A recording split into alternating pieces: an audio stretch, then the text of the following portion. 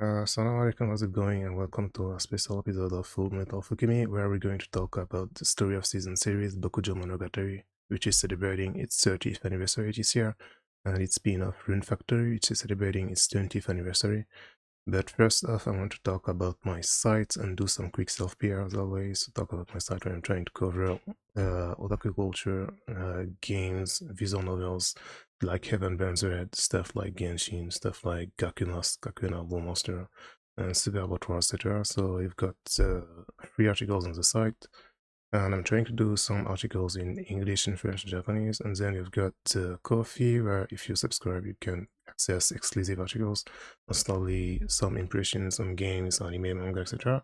And then some translations and summaries of live streams and Japanese interviews from some developers, from some authors, some seiyuu, etc.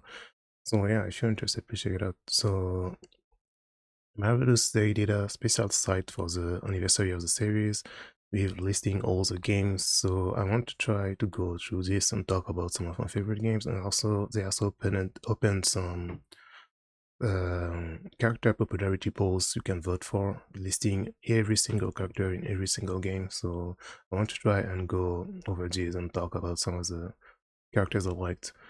And yeah, the story of season series Bokujo Monogatari was started like 30 years ago in 1996 on Super Famicom. I discovered the game in the first game, which was in like 2001, 2002, back when we discovered emulation, because I never owned a Super Nintendo as a kid. So like, there's tons of things I could discover thanks to emulation, because we were in creation, like I didn't have many consoles. And like, most I think most people my age, I at least discovered the series with the first game, right? And I've been a pretty huge fan of the series ever since, and I played most of the games until the DS games, and then the 3DS, because I actually never owned a 3DS. I never played the 3DS games, any of the 3DS games, and then Switch. Like, I haven't been playing them much. And yeah, and like, Kimi to Arunda, Ikutsumo no Bokujo. No, Bokujo じゃなくて、なんか、I can't read this. これからもずっと This is not, I forgot I don't know how to read this. And like, it's like a special site they did, with some special illustrations as well. These are brand new illustrations. And the one thing, like, it's kind of sad, but like, it can be helped. This is with the first game, but this is only the latest Guardians Azuma Ryu no Kuni Rune Factory game. I wish that for the Rune Factory anniversary, they did an illustration with all the characters, but they only did the newer characters, which is fine. But anyway, so yeah, and the poll is ending is like in like 3 hours, and it's past midnight in France right now, so I'm not gonna record for too long, but like, I'm gonna try and see if I have the time to go through all the characters. And also, lastly, the current staff of the series also talk about their own memories with each character, etc. So I won't think I have the time to go over this now, but maybe one day, inshallah, I want to try and do some article to read some of these, especially, for example, the Mist one. I'm pretty interested in what the staff is saying. So I assume there's not that many people who worked on the first Rune Factory games who are still working on the series now, I assume, because the original studio Neverland closed down, and then you had a 10 years gap. And so I assume most of the developers are new since Rune Factory 5, and they're not necessarily like legacy people. I'm not very familiar with the stuff, but anyway, let's go over the character pool and see what it is. Well, yeah, you can sort by alphabetical order of the characters, or you can sort by title. Obviously, we're going to sort by title, so, and then we've got all the games listed. So we're just going to go through all the games in a chronological order. And I think we can vote for up to 5 characters, I think. Uh, uh, where is it written? Where are the rules written? Is there a character limits or characters you can vote for?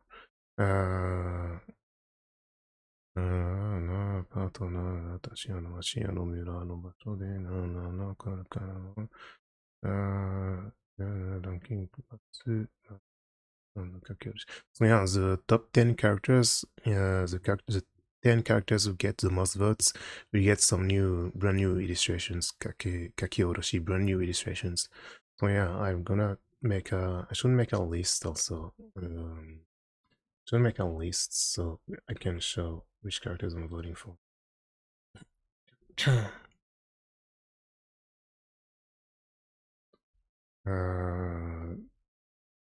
Okay, got a list here. So yeah, we've got the very first game, the character from the very first game. Also, some characters they have different names in English and Japanese, so maybe I might not recognize or like remember them. But you have the Shujinko, the protagonist of the first game. And then you have some of the marriage candidates, Maria, Nina, and in English and Japanese the same. I think these are all the same. Nina is the same, Maria is the same. Eren, Eve. So yeah, it's not all the like I think at first you have only the marriage candidates listed, and then you've got all the characters. Yeah, because at first for the first game it's only the marriage candidates, and then all the characters are getting listed over time. So yeah, like there's maybe 200 characters in total in the series by now. So, and the latest one, I'm not very familiar with them because, like I said, I never owned a 3DS, so I never played starting the 3DS games. I never played them, so I'm not familiar with the newest characters at all. And there's the last one. Oh, the rules are here. Oh, so you could vote each time, every day. You could vote. I didn't know that. I should have done it. Whatever, it's fine. You could have voted 一回一日にして、一回. You could have voted one time for each day. So dedicated fans they must have been voting every day since the poll began to make sure maybe their favorites will win. Yeah, okay. So the rules were here. Okay. We go back to the top of the page. I'm gonna talk about some of the characters. So yeah, this was the first game on Super Famicom on SNES. Released in 1996. Like if we go to characters available lives and characters here, we can check as well. Because I assume some of the characters, their names are different in English and in Japanese, right? If we do this here, Ishinotane is the protagonists, the family members, and the NPCs. The carpenters, the church boy, right? All these characters are not listed. I used to think that it was everyone, but like it seems like they didn't list every single character. Well, you can choose what to vote for once per day. Well, when you click, you have some descriptions. Okay, nice. And there's no English site, by the way. I'm pretty sure I already checked. It's only in Japanese. They didn't do it in English. But yeah, when you click, you actually have descriptions. I'm not gonna read and translate all of them because I'm not that good at kanji anyway, so there must be some things I can't read anyway. So we're just gonna check on Ushinotane at the same time, check the profiles of each character. Maria, she was a church girl, right? おとなしくて、なんか、丸めななんか、sister さんだね。I forgot how you read this, but it's like sister. Church sister. いつも教会にいる。ちょっと、なんか、like I'm really not good at kanji. I'm really good at listening. But when it comes to kanji, I can't read. Yeah, Maria. I think she was named Maria in English as well, right? Yeah. So you have the descriptions here from Ishinotane. Maria is one of those pretty good church-going girls. Playing the organ. なんか、いつもオーガンとか叩いてたんだよね。教会の中に。And yeah, by the way, I'm gonna talk in Japanese from time to time as well. Because I want to try to make this like a double bilingual video. So for some characters, maybe I'm gonna talk a little bit in Japanese as well. But yeah, なんか, I really like Nina. 一番好きなのはニーナだったよね。原作の、無印版の牧場物語、スパファミで一番好きだったのはニーナだよね。なんか、なんか3週目、4週目ぐらい、なんか2000年代で4週目ぐらいゲームクリアしてたけど、いつもニーナと結婚してたんだよね。So yeah, my favorite back in the SNES one was Nina by far. I always ended up picking her as among the marriage candidates. So yeah, if you look at the list here, if you have Maria and then you have Nina. Nina is overly obsessed with lens flowers. She loves the outdoors and loves to hang around the mountain area. そうそうそう。なんかいつも山に行ったんだよね。なんか、日常とかで。なんか、絵も超可愛いね。なんか萌えを感じるね。You can't feel, like even back then, even the illustrations for the game back then, these were the illustrations in the game manual, right? Because obviously in game they looked like sprites like this on Super Famicom. These were the illustration manual, the manual illustrations. I forgot the name of the artist was written because it's I think the same artist who's doing some of the art. Maybe I should have. It's this kind of thing I should have double checked before. But anyway, and yeah, I always liked Nina. And then if Anne was at the bar, right? 元気で明るい女の子、とても、明るい好き。心配ばっかりだけど。Oh yeah, she was the inventor girl. But I forgot how you read this because she's like making stuff, new inventions, right? She was here, yeah, tool shop, yeah, and can only be described as a tomboy. She loves inventing new things. One of her inventions in the game is sprinkler. So, sprinkler あったよね、なんか、いっぱいな、野菜を一気に水にかけるみたいな道具あったよね。The sprinkler. So it's a really good upgrade, really good item you could get. But yeah, you had Anne, and then you had Eren. Eren, 誰だったっけしっかり者のお姉さんタイプ。動物が大好き。yeah, she was the farm, the animal shop. 動物大好きで、料理作り、特にお菓子が得意なのか。Like she likes making cakes and stuff, and she really likes animals. She was working at the cow shop, right? どこ Yeah. Eden is an animal lover, usually found outside the livestock shop. She's the girl that gives you your dog on your first day. そうだったよね。She's the one. なんか、ワンコちゃんを渡す、なんか、ゲームの序盤で初めてやってる時、Day 1でワンコちゃんを渡す女性だったよね。確かに。She's the girl that gives you your dog on your first day. Yeah, Eden. Then you have Eve. で、バーに行ったんだよね。そう。元気で、釣り好きな美人、酒場の、シェアシュワサズバーは実はちょっと、なんだかな。If you look at the Eve, yeah, all the names are the same, but in some games the names are different. But yes, the names are the same here. Eve has that wide and outgoing nature. She loves everything, dealing with berries, wine, vineyards, etc. She lives and works at the bar. Yeah. I remember her as well.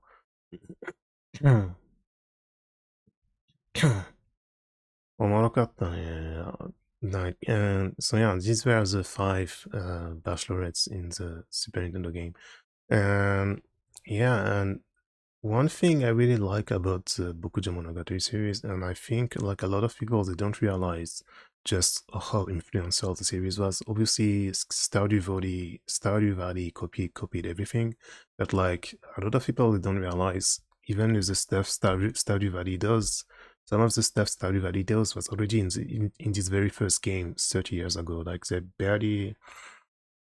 Obviously, the series changed a lot over the years, but like it's very, even if you can play this game now and you realize that there's a lot of good ideas, there's a lot of hidden things, there's a lot of secrets, there's tons of stuff. Like it's really a really good game, and like it's really impressive that back then they already had all the ideas, all the mechanics as well, all the romance system as well, the festivals, the crops, like even for example, there's a new game that's going to release by Nippon Ichi Software, which is based on the Yori.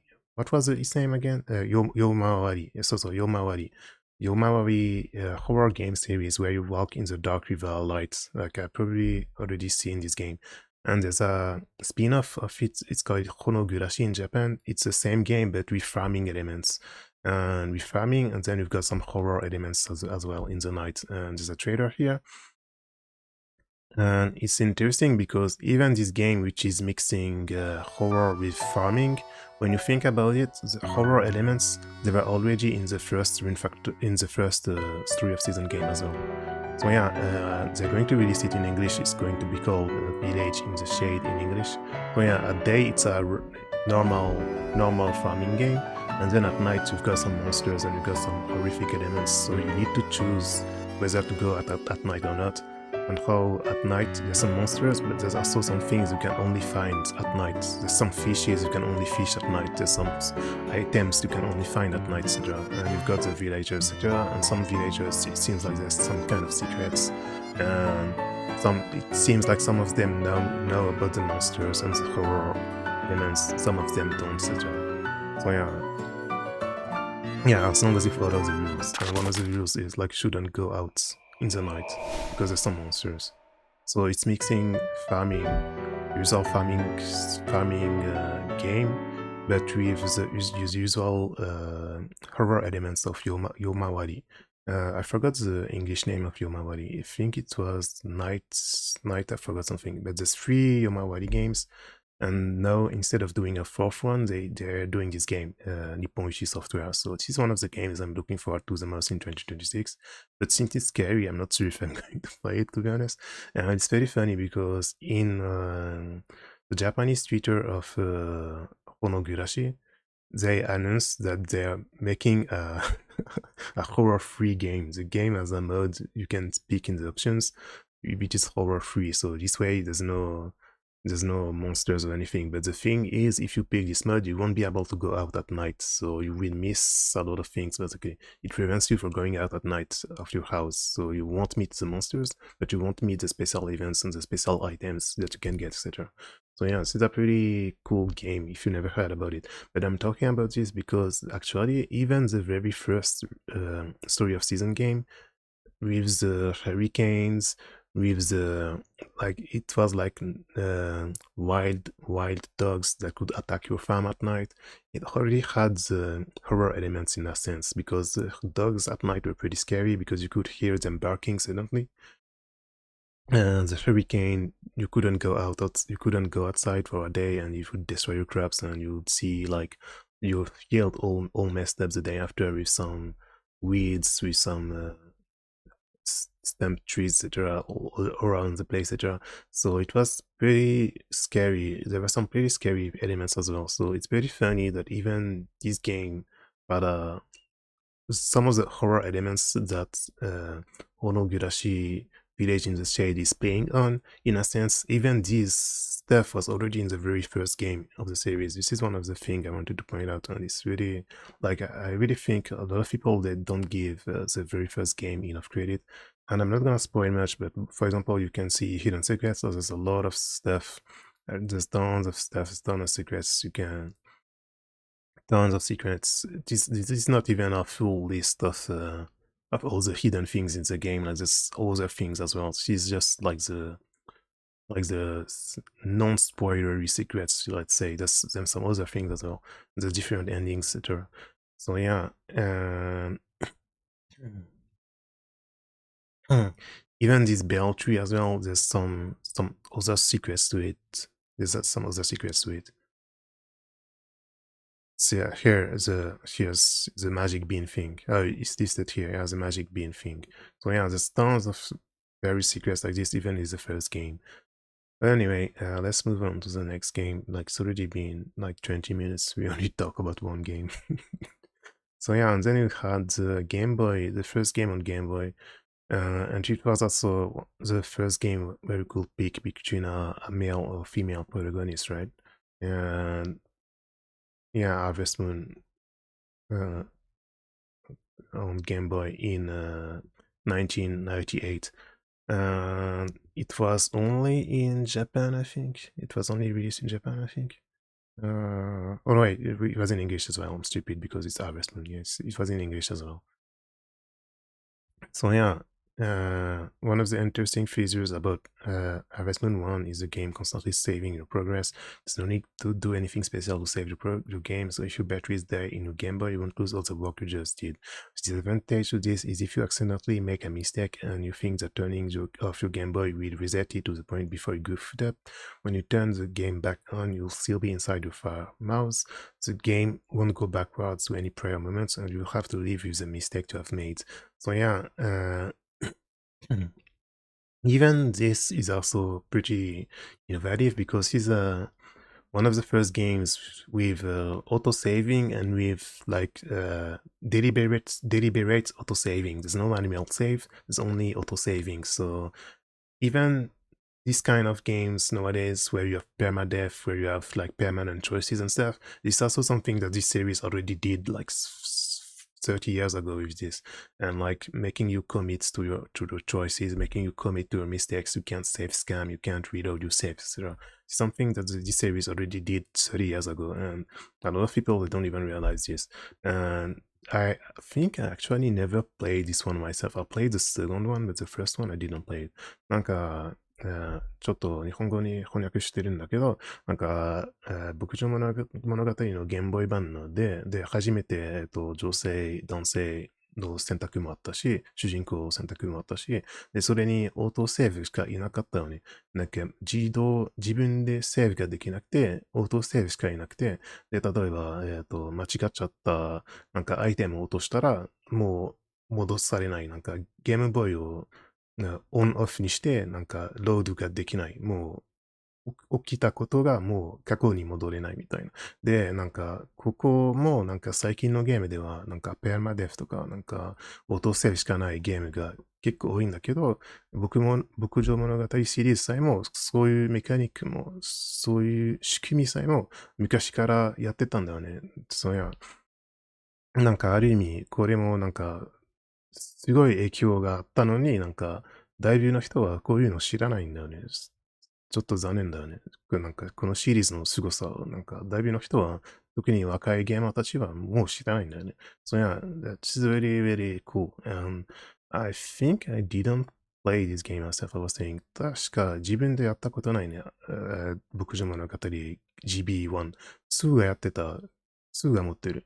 で、so yeah, you can check Village. Where is the list of characters? In story, there's no list of characters, I guess. But yeah, and I think there was no barrier system in this one, or was there one? I forgot. Because I never played it myself, I forgot. I think there was a choice between male or female protagonist, but I think there was no barrier system, right? I think. So yeah, and you've got the same characters as in the Super Famicom game, as in the first game. It's the girls are the same more or less. They look slightly different, but they're the same. But they're the same person. The artwork is different, but they're the same person with the same names. なんか、we have on, 立絵がちょっと違うんだけど、同じ、ヒロインが、スーパーファミ版と同じだよね。ニーナと、イーブと、で、マリアと、アンとエレン。So it's the same names, the same characters. So yeah, and you can see the here are the two protagonists, male and female protagonists, and didn't uh, they didn't list the characters again because it's the same ones. So that's why they didn't list the same characters again. So yeah, Game Boy is the first game on Game Boy, and then you had the second game on Game Boy, and this is the one I played on Game Boy Color, Harvest Moon 2 on Game Boy Color. I played this one. And here you can see there's a lot of more things, like even like 2000. And the previous game was in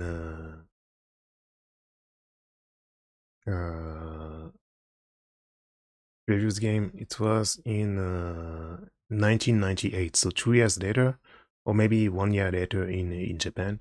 Like, it's only 1 year later, but they added tons of stuff. Like, it's a much bigger game, and it's a really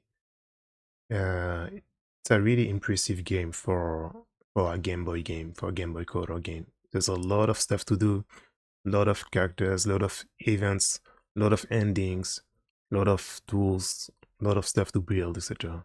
A lot of animals, cow, chicken, sheep. I think it might be the first game with sheep as well, instead of just cow and chicken, maybe. Some events, some unscheduled events as well. Super tools, treasure maps, etc. There's tons of stuff to do. And there was also a link function with River King, which was another series by Marvelous. It was a fishing series, but I think it's not listed here. Maybe in treasure map. No, it's not here. But there was a linking session, a link function with one of the River King games, I'm pretty sure. But it doesn't seem like it's written here. And yeah, game endings, you have 3 endings, good, bad, and yeah, you have friendships. I forgot if you can get married in this game or not. I forgot as well. I think you can't maybe because it's not listed here, so I forgot if you can get married or not in this game.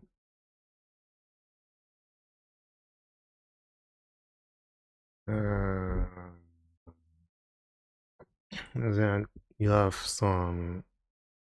If you look at game endings, yeah, there's no marriage. There's no marriage system in this game, which is sure. Yeah, happiness points, etc. But there's no marriage system in this game. It's only friendship, I think. I think. And then yeah, you got some. Is there a list of the characters? There's no characters in friendships, I think. Yeah, there's a list of characters in friendships. So yeah, I don't remember the characters that much. I remember the library girl, especially Eri. She was called Eri. Mari. Eri and Mari. この二人はよく覚えてる。で、ボフュリも。で、カレンも。僕もの2で。Let's close the old pages so I don't get tangled up too much in my thoughts. Tak.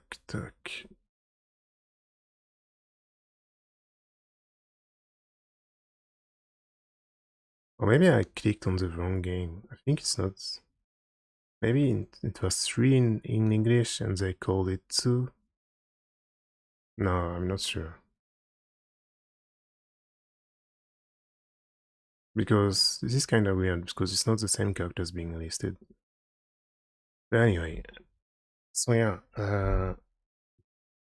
I really like these. And these characters, Eri, Mari, Ran, Pokuri, and Karen, these 5 characters, they reappear in several of the games after that as well. And Pokuri in particular is my favorite, and she appears in the GBA Friends of Mineral Town. I'm going to talk about this later as well. See, in several games after that, it was the same characters. It was always the same 3 girls, 5 girls, I mean. And if you check their profiles, for example, I assume it's the same profile as always. It's the same profile each time, I assume.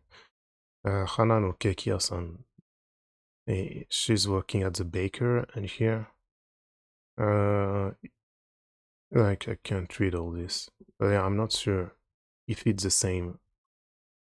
It's always the same profiles or not. Mari, she was in the Toshokan, yeah, the library. And if you look here, yeah, here also in the library. So yeah, they have the same rules as well. Bokujo Monogatari Harvest Moon. This was HBM. I forgot what she stands for. You have the list of the games here, so you can check. GBA, Harvest Moon 2, GBA 2. Harvest Moon. Ah, okay. HBM is Harvest Moon. Okay. Which game was this one? I think it was Back to Nature in English, right? Yeah. In English, it's Back to Nature, and in Japanese, it's I think it's Harvest Moon.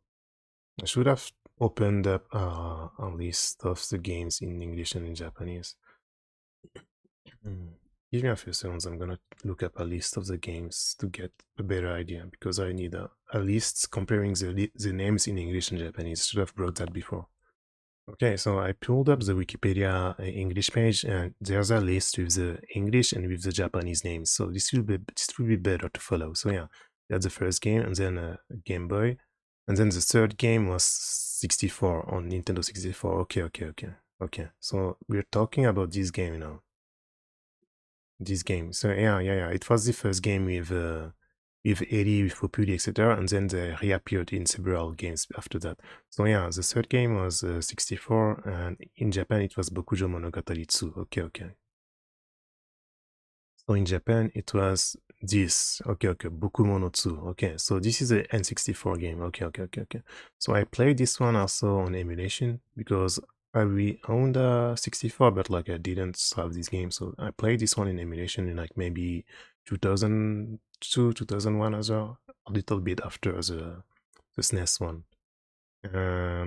Yeah, and like I really liked these two especially, but Populi in particular is my favorite. And if you look at my bingo, like my bingo on my stream UI, on my stream layout, you can see Populi is there as well. She's on uh, the first row, last column from the right, first column from the right, top right corner, basically. Top right corner, she's there.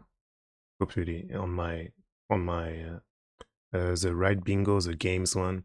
The left one is with some anime characters, and the right one is with game characters. And it's not exhaustive, like it's not all my favorite characters ever, but it's just a list.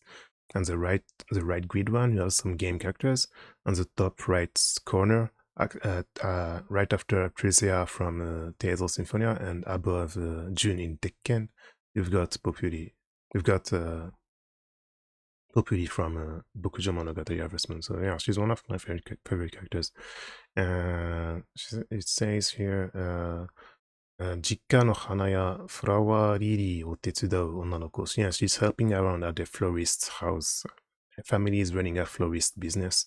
誰にでもフレンドリーで、楽天気な性格。She's like very friendly. She's friendly with everyone, and like has a very like cheerful personality. So yeah, if you look at Harvest Moon 64, available lives here: Anne, Eri, Karen, Maria Populi. And these five, I assume, in my opinion, these are the five most popular characters in the series, because they appear in many of the games after that as well.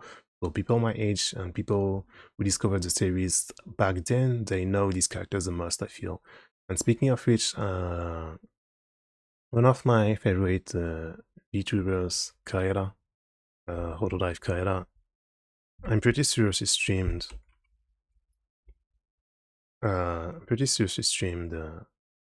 Harvest Moon 64 at some point. Like it was like 1 year ago or so. You can probably still find the VODs. It was pretty funny. Like if you've got some time one day, you should listen. Like if you search for Harvest Moon, Kaeda is one of the few Spice and Wolf Live YouTubers from Hololive. I always call Hololive Spice and Wolf Live. This is my favorite VTuber there, because I don't really like corpo VTubers. I prefer listening to indie ones. But yeah, if you look at her channel, like it was around 1 year ago, she streamed 64. So as I watched most of these, it was pretty fun. she probably didn't stream the whole game of the series because it's way too long, but like she did three streams. It was a lot of fun to listen to. Like I listened to this like 1 year ago. It was really fun. If you like her, you should check it out. And yeah, I assume it's one of the games you played as a kid because like people our age, it was like one of the biggest games, 64, Harvest Moon 64. And yeah, if you look at Popuri's page, yeah, Doctor of Basil and Lydia, both of them reside in the flower shop. A family is very nature-oriented. Lydia is a florist and Basil is a botanist. So naturally, she's grown up to love plants, flowers in particular. Popuri is rather friendly, very bubbly, and an overall sweetheart. However, she's slightly childish, rather stubborn, and has a bit of a temper. She obviously loves the springtime. So yeah, なんか、春が好きとか、なんか花が好き、花屋さんの子だから。で、一番好きだったのね。なんか、今でも一番好きな、牧場物語の中に一番好きなのはポクリだね。で、俺の Steam 配信レイアウトを見ると、なんか、ビンゴ、なんか、推しキャラのリストみたいがあるんだけど、なんか、左側がアニメキャラで、右側が、ゲームキャラで、全部のキャラじゃないんだけど、その推しの人の一人のなんか、全部リストしてないんだけど、なんか結構いるんだけど、で、上の上の最左で、ポピュリがいるんだよね。昔から大好きだよね。So yeah, she's my favorite in all the series actually. And then you have all the characters are pretty good as well. Ellie, she's at the hospital, right? She's a nurse, right? なんか、面白いキャラばっかあったね。64. 牧場物語2.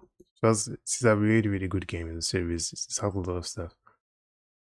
Oh, Bakery. Okay, Bakery. I think there was a nurse as well.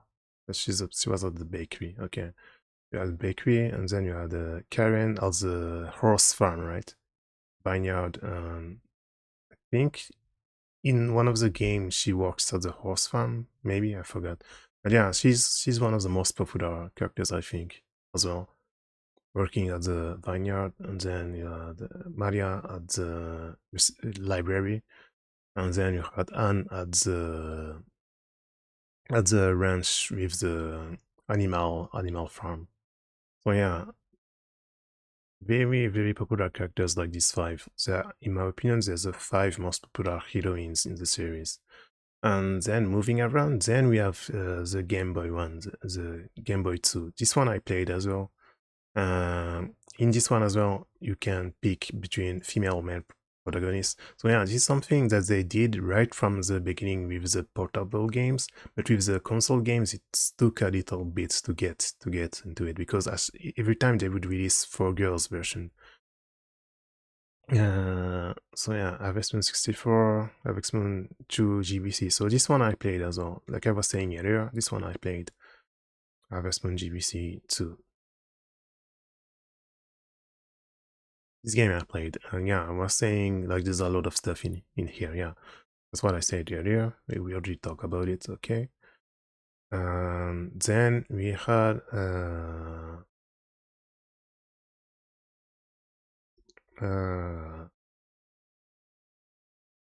Harvest Moon Back to Nature. In Japan, it's Bokujo Monogatari Harvest Moon. So in Japan, it's HBM. It's this, yeah, it's this game. And in this game, you've got the same heroines as in 64. But this one, it was on PS1. And this one, I never played it. Karen, Mari, Ran, Popuri, Eri. So you have the same characters. You have the same heroines, the same bachelorettes, level wives, the same characters. See, it's the same characters as in 64. But with some slight personality differences. なんか、64の版と PS1 版、PS1 版は Harvest Moon で、64版は牧場物語2。で、そのゲームの二人は同じヒロインがあるんだけど、なんか名前が同じと、見た目が同じだけど、性格だけがちょっと違ってるね。So yeah, they have the same names and the same looks, but the personalities are slightly different. So this is good. This is a good list because they they detail the differences. Like Anne and Eddie are more or less the same, but then for Karen, she's she has less attitude than she did in 64, for example. And for Marie is a kind, well-mannered Liberian. She's still as a child, but not as much as 64. And Populi is the same, in my opinion. So yeah, I kind of want to play this one PS1 game at some point because I never did. So yeah, I've got the same characters, but with slightly different artworks as well. So these artworks are really, really good. I really, really like them. Like this is really 萌え。なんか萌えを感じるし、可愛さも感じるし、なんか最高だね、これ。These are really, really good. Like this popular artwork is really incredible. Um, Another thing with the Back to Nature PS1 Bokujo Monogatari Harvest Moon, it was the first game with the 4 girls version, right? Yeah, yeah, yeah. This was the first game for with the 4 girl. It was released in Japan 1 year after the original. And the 4 girls version, it was the console games, but with some additional stuff and where you would play as a female protagonist instead.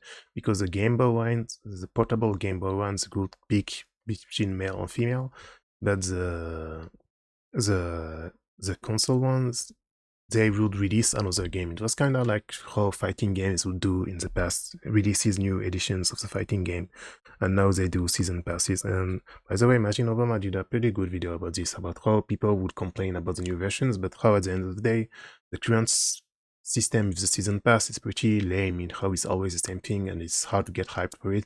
But I couldn't agree more with him in how it's always the same thing. New year, new character, new stages. There's nothing surprising, and you're just always waiting for the same source over and over.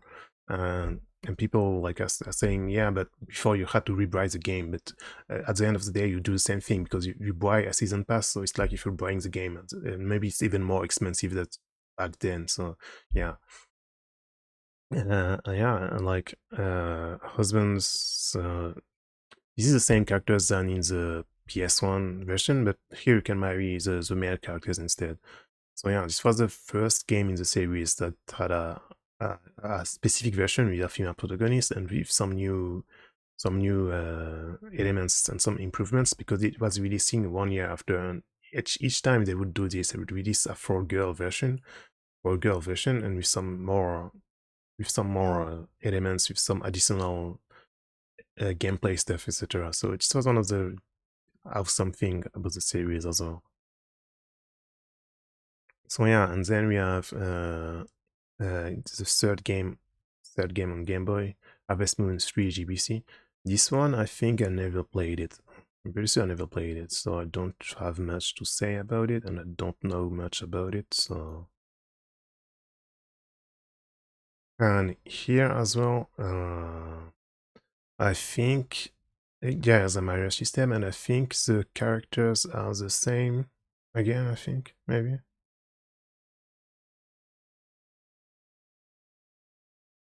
No, there's no...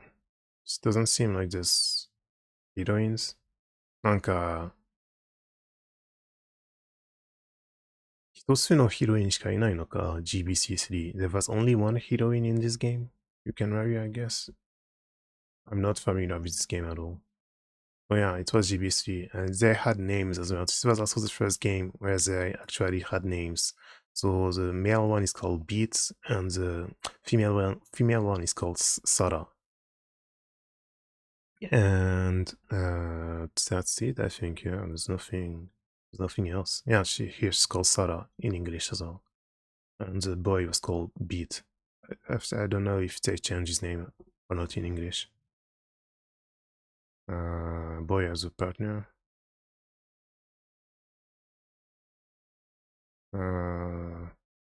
There's no screenshot with his name, but yeah, it seems like it was only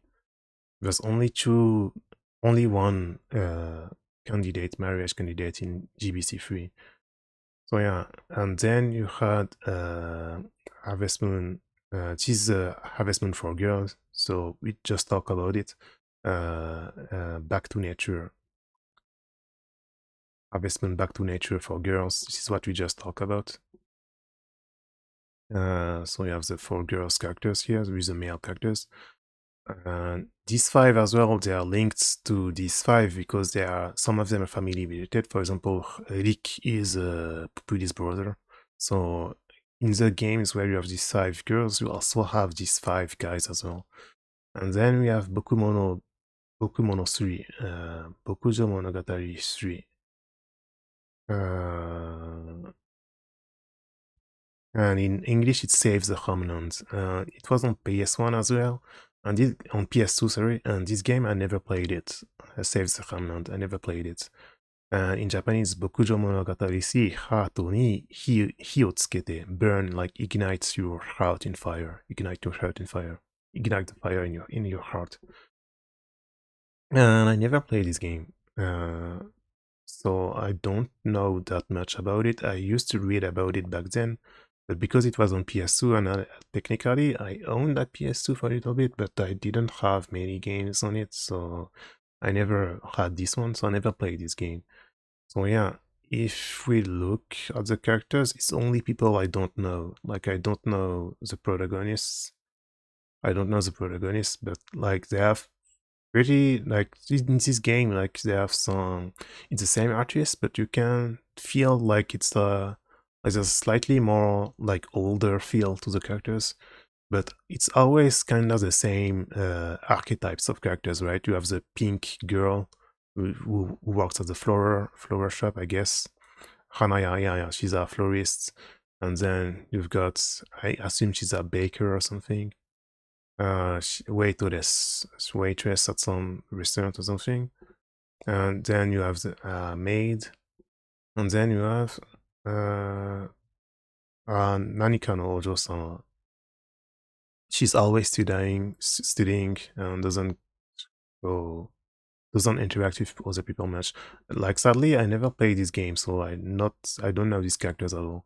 And also interesting is I don't know how to say this, but like the artist, this game was released in 2002, and back then a lot of like Dragon Ball Z was already over and GT was airing in Japan. I think it was already done airing in Japan as well. But I think like it was a time for me. I wrote an article about it. It was kind of the golden age of anime to game adaptations. So a lot of games, they had some character designers from some anime, from popular anime. For example, Chrono Cross using, obviously before that you had Chrono Trigger using Toriyama and Dragon Quest as well, but also you had Chrono Cross using Nobuteru Yuki, who is a character designer of Escaflowne, who also worked on Seiken Densetsu 3, etc. On Trial of Mana, it was localized now. Like they had, like because they knew at this point like anime games were getting popular, I feel. This is why I feel like they did like trying to go for a more mature, slightly more older look for the characters compared to, especially if you look at the Shujinko as the protagonist, like it looks considerably older than in the past, all the past games. なんか、あの頃はなんか、ゲーム化のアニメとかの黄金時代みたいだったので、なんか、アニメっぽくなキャラデザインがどんどん出てたんだよね。で、この僕もの3からなんか、もうちょっと大人っぽいな主人公が出てるんだよね。で、なんか、so yeah, and I wrote an article about this a long time ago. I think I can find it here if I scroll down. I wrote an article some time ago about anime games I really liked in the early 2000s and how like this kind of games disappeared now here because this kind of long-running anime series disappeared as well, and the console adaptations of this anime disappeared as well. Nowadays, if you've got a game adaptation of an anime, it's a Genshin clone, action RPG with gacha elements, or just Soshage gacha games on mobile.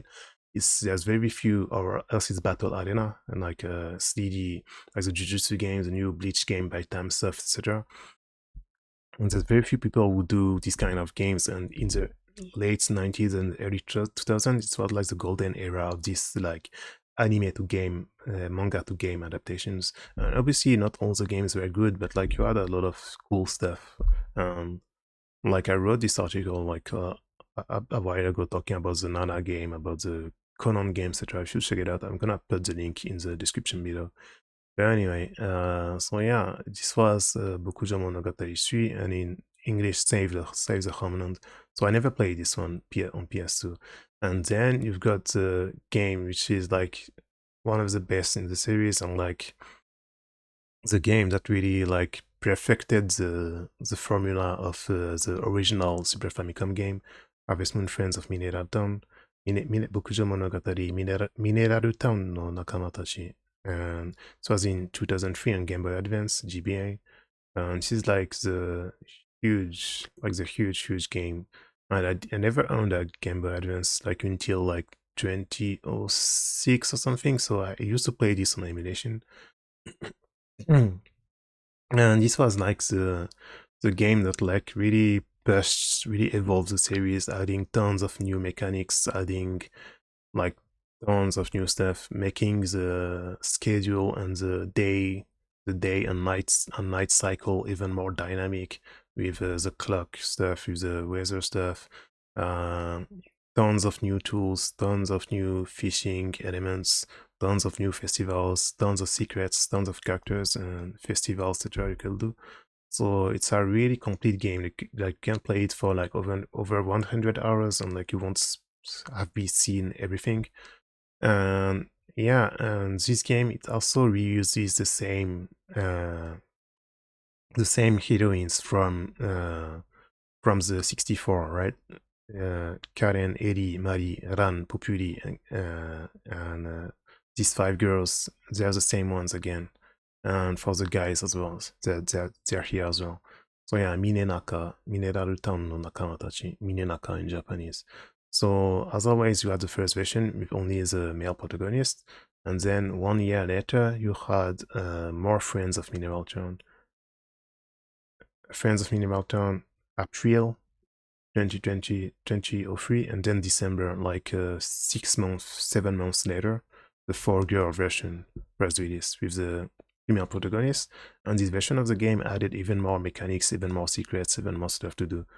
So yeah, you have the same girls as well. And if you look at Populi, for example, I assume the profile is more or less the same as well.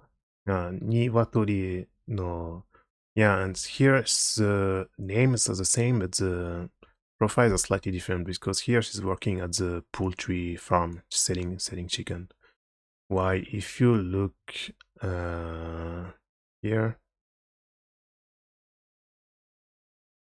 I think her tests are the same, but like she's still poultry farm. Yeah, she's it's the same setting, like the same personality and the same story as well.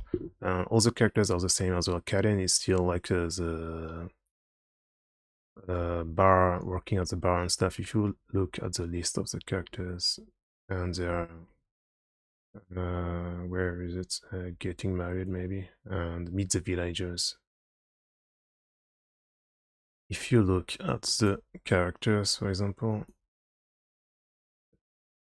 yeah, here she's not at the bar anymore, she's at the store, so it's slightly different. For Anne, she's at the inn. If you look at Ellie, she's a nurse now. Yeah, hospital. Why in the past game she was like in yeah, she was in the clinic as well. So yeah, it's the same setting. Because sometimes it's different, but most of the time it's the same. So yeah, she in all the games she was the nurse in the hospital. And then Mari, she's also in the library this time as well. And yeah, and that's it. And you have the Harvest Goddess as well. Bokujo Megami みたいなキャラが This was the first time maybe she appears, I forgot. But this is the first time there's a secret to get married to her as well. And there's some other secret characters as well. If you check the getting married thing, there are some, there's a screenshot here, and there's some like, uh, Here, the goddess, the whole other kind of runs against the marriage. The lovely lady doesn't have a bettable hardcore for you to judge her actions with. She also has a lot more requirements here. There's tons of things you need to do, tons of secrets you have to accomplish before she will even consider marrying you. Please check out the information page for all the requirements necessary to marry her. So yeah, it is a spoiler, so I'm not gonna click. Like there's tons of things you can do, etc. It's a really, really complete game. Friends of Mineral Town. And the other big thing about the game is the mining system as well. The game has a mine where you need to mine for minerals, and each mine is 255 floors, and you have the spring mine, which is open all year, and you have the lake mine, which is open only in winter because the lake freezes over, and then you can walk on the ice and access the winter mine. And you also had the curse tools, which is another really cool mechanic. Like there's tons of secrets, tons of stuff to do in this game.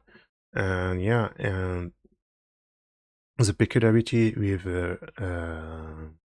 Friends of Mineral Town is how in this winter mine, at some point you would encounter some monsters inside the mine, and you had to fight them with your hoe and with your hammer. And this was like one of the first, I think, together with what's the other game? Save the Homeland, maybe? Is it not listed here?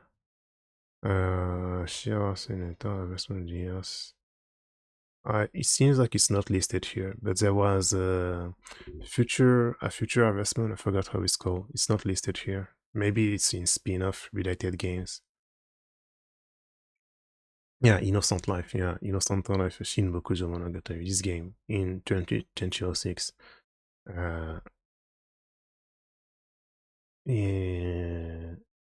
If we look here, Mineral Town was in 2003, and then 3 years later you had this game. And it's interesting because this game it had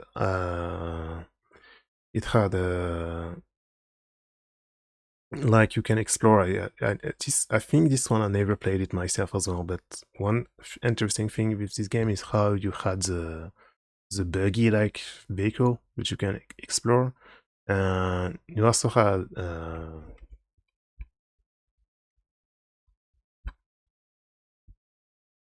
here you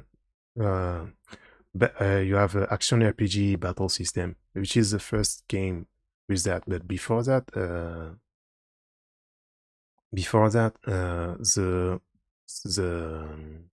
the winter mine in Friends of Mineral Town also had monsters. I think it's not. They don't talk about it here.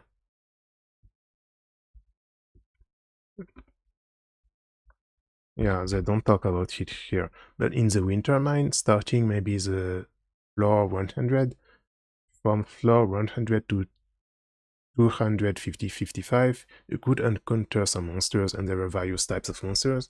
And there were even like a shadow self, the protagonist, you could encounter, if I remember correctly.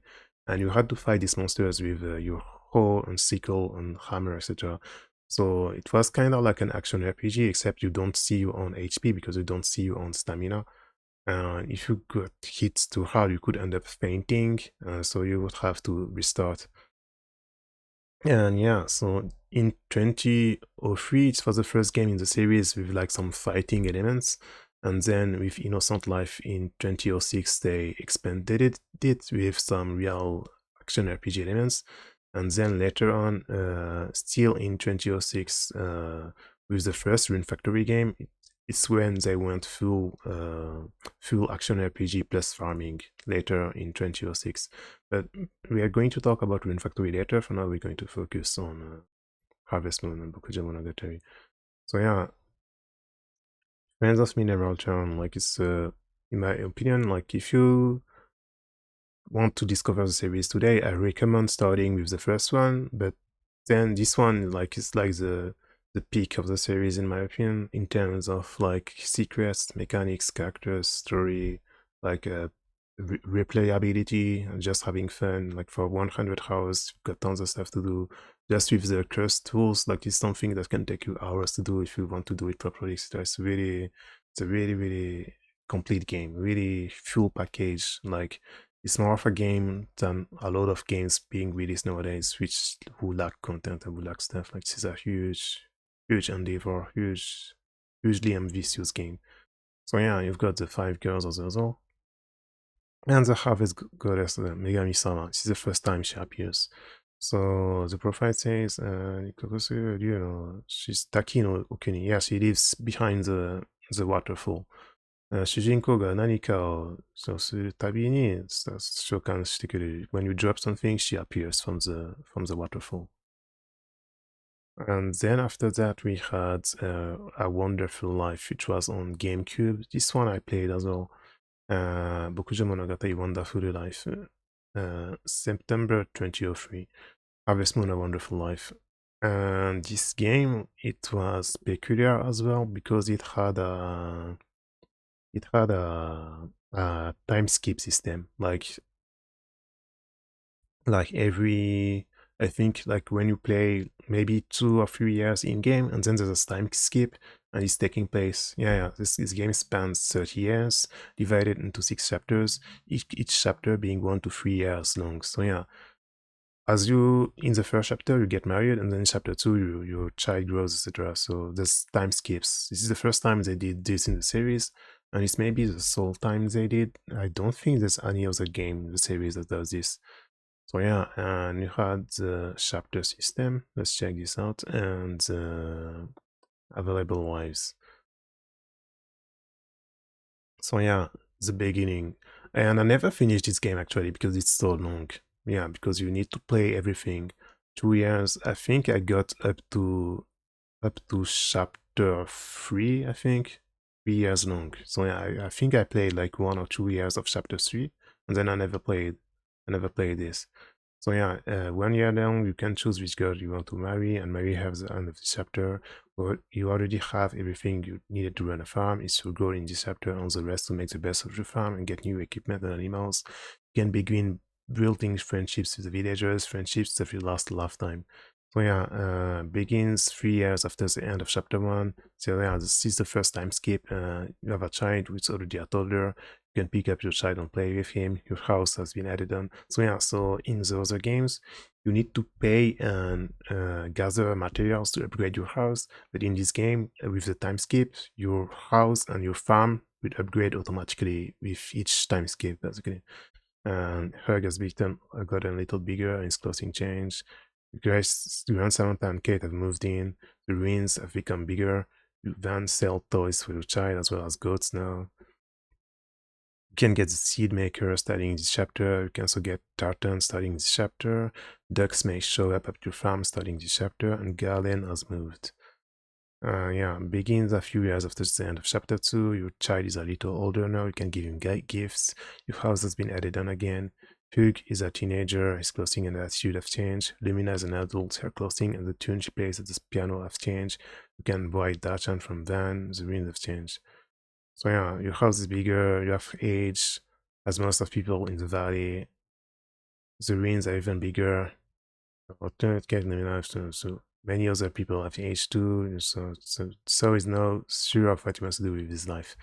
And there's even, it's a spoiler, so it's not written here, but there's even a certain character who actually passed away as well. So with age, it's one of the things in the game as well. They talk about death and the passing of time. Like it's a more serious game than the other games in the series due to the passing of time and the chapter thing, but it's also extremely long, so I never finished it myself. I think I watched maybe in 2007, 2008, when YouTube was starting to be a thing. Maybe I watched some videos of it, but like I never finished the game myself because it's so long. And yeah, there's only three girls in this game you can marry, and then in the upgraded version there's a 4th girl, but like at the beginning it's only 3 girls. So Celia working at the farm, Nami was working at the, like she's like a traveler, she lives at the inn, it's very interesting as well, because if you don't end up marrying her, she ends up leaving the game forever after the end of chapter 1 because she's traveling. So if you marry her, she ends up staying, and if you don't marry her, she ends up leaving. So that's why I ended up marrying her, and she was my favorite as well. And then you've got Murphy working at the bar. So if you look at the list here, they're here. So yeah, Nami Traveler, Cecilia, Sibiria. Oh, the name is different, I think. Mumu. Oh, this is one of the first games when the names are different. In Japanese, it's Sibiria. But in English, it's Seria. Seria. Nami is the same in English and Japanese. And then in Japanese, it's Mumu. And in English, it's Murphy. So yeah. And after that, you had more friends of Mineraltown. We already talked about it. Nami Minenaka for girls. Mineraltown no Nakamatachi for girls. So yeah, you have the same 5 guys as other as 64 and as Back to Nature as well. And you can also marry the gourmet guy and the Chinese peddler and the Kappa as well. These are some new secret characters. The Kappa especially is pretty interesting character. And yeah, and then you had Wonderful Life, but for a girl. And in Japanese, it's Bokujo Monogatari Wonderful Life for Girls, and in English, it was Another Wonderful Life. So yeah, this was, I think it was the first, with more friends of Mineraltown, it was the first time they released the for-girl version in English, I think. It was the first time they released that, I think. Yeah, because this one, it was Japan only. Yeah, Japan only. This was the first time they released a for-girl version in English. And this is also where the censorship started, I think, because it's also probably the game with the first best friend system, and they removed it in the English version, I think. It could be the first game like this, I think. So yeah, if we go Wonderful Life for Girl, we can check special edition, it was called in English, right? Oh no, right, it's different again. It's not listed here. Yeah, Another Wonderful Life is not listed, but yeah, oh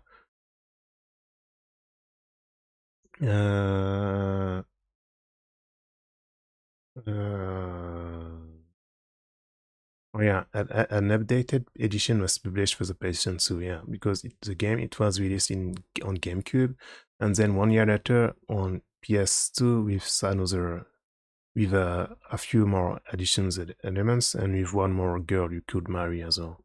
So yeah, Another Wonderful Life, called in English. A special edition is called in English. So yeah, there's some differences. It's how you can now marry Illumina, which is another character. And as your clothing changes, the color of the house changes. You can have a daughter now as well, besides of only having a son. And the game doesn't end after the last chapter. Yeah. So this is Illumina. It's one of my favorite characters as well. These are the guy you can marry as a female character in Wonderful Life, and then in the special edition they added Lumina, Ojo-sama Kara.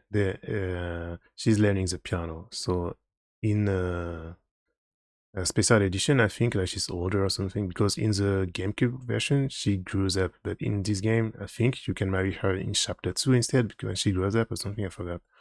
It's been too long, and I never played. I played Wonderful Life, the original, but I never played the PS2 version, so I'm not sure. I should double check one day. And after that, you had Shiawase no Uta, Poem of Happiness. I never played this one. It was on GameCube as well. I never played this one. And it was only in Japanese. The Magical Melody version was released much later in English on Wii, I think, in Europe. Oh yeah, Shiawase no Uta. So I don't know these characters, but it's like versions of the original. It's the original 5 girls from the original game, but with some slight differences, right? It's the same names at the very least. Nina is here as well. Nina. So yeah, Hana ga daisuki de. Yeah, she's the same character again, but with slight differences, I assume. I never played this game, sadly. If you look here, it's listed as Magical Melody here. Yeah, in Europe, the game was not released on GameCube. I remember this. I really wanted the game, but sadly it didn't release on GameCube. And then I was considering importing the North American version, but since I didn't have a lot of money, I just gave up on it. And then they released it on Wii, but I didn't have a Wii, so I never played this game. Yeah, the original Shiawase no Uta released in March 2005.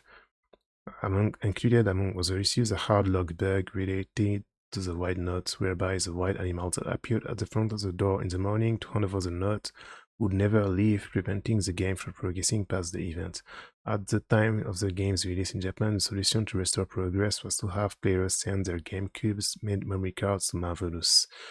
Those outside of Japan were out of luck and had to restart their game from the beginning unless they had a save file far enough back to decrease hurts with the buggy animals by smacking them with tools, thus preventing the event from triggering in the morning. Yeah. Yeah. And there was a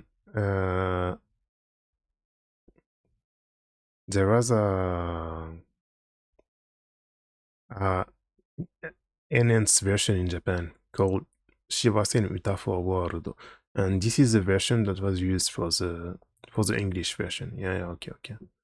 So yeah, I never played these games sadly. This is starting when I played the series less because we're in 2005 and starting 2006, like the series moved to PSP and DS, and I didn't play the DS games, and then I stopped playing. But yeah, 1 hour and 10 minutes already. I gotta speed up. But yeah, like these are the same characters as the original Famicom, Super Nintendo, Super Famicom game, but with slightly different artwork, and with some new characters as well. Some new characters on top of this. So you have the protagonist, the two protagonists, male and female, and then you have the 5 girls, 1, 2, 3, 4, 5 from the original game, and then you got some additional new girls as well. I don't know these girls at all. And then Raira. なんか、このゲームではライラさんとでも結婚できてたのかな？ You could marry Raira in this game. She's Nina's mother, right? Or maybe she's not Nina's mother in this game. I don't know. If she's listed here, it means you could marry her in this game, I assume. And you have the guys as well. Some of them from 64, some of them from other games. And then you have Koro Koro, I assume it's Koro Bokkuru Station. Yeah, Koro Bokkuru Station. It was the DS game, right? Yeah. In English, it's Harvest Moon DS. In Japanese, it's Koro Bokkuru Station. And this was the first game released on Nintendo DS, and I didn't play this one, but I played the 4-girl version. Or maybe I played this one just a little bit.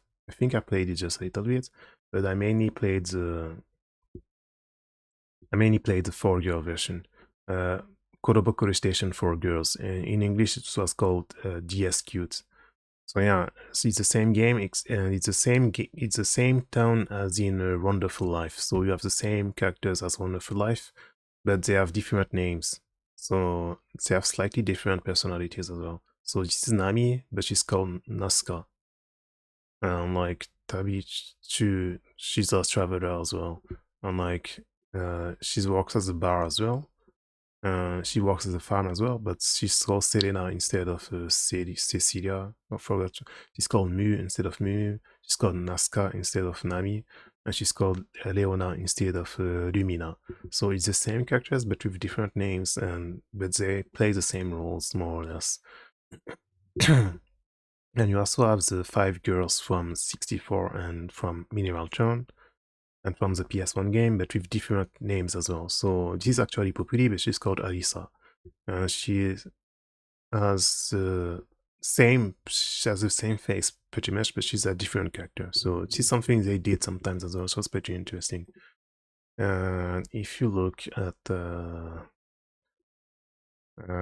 Korobokuru Station, it's Harvest Moon DS.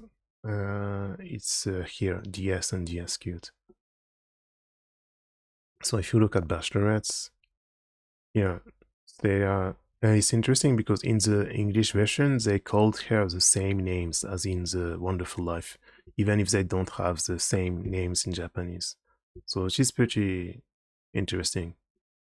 And yeah, and then you had in 2005, you had the 4-girl version, and I'm pretty sure this was the first game with the, maybe in Mineral Town 4-girl it was there as well, but I'm pretty certain this game had the best friend system, which is basically same-sex marriage, but it was censored in English, so it was removed in English.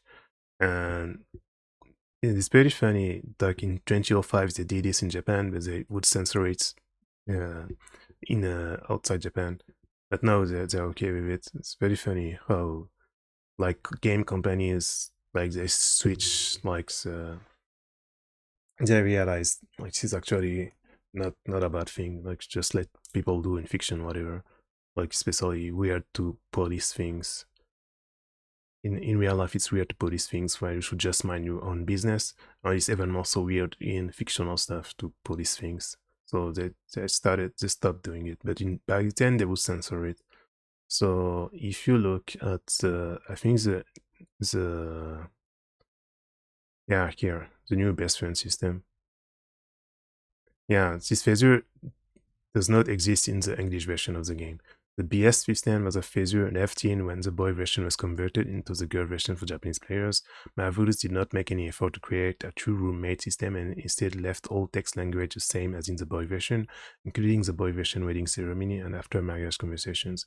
In the English versions, you can view the best friend heart events, but the special girl will not accept your blue phaser. So yeah, they censored it in the English version. In the Japanese version, you could give her the blue phaser and they will live together with you, and it was pretty much like same as having a spouse. It was pretty much the exact same thing.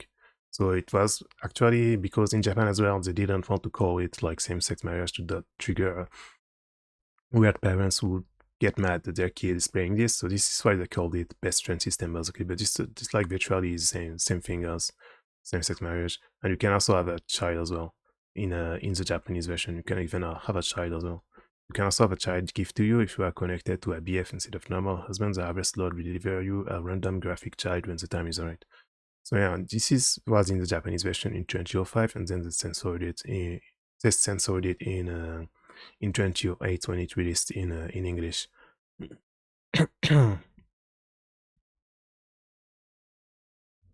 Oh yeah, and one thing I wanted to mention is how with Korobokuro Station, the DS game, besides the Harvest Goddess which was added in Mineral Town, this is also the first game where they started adding more supernatural characters.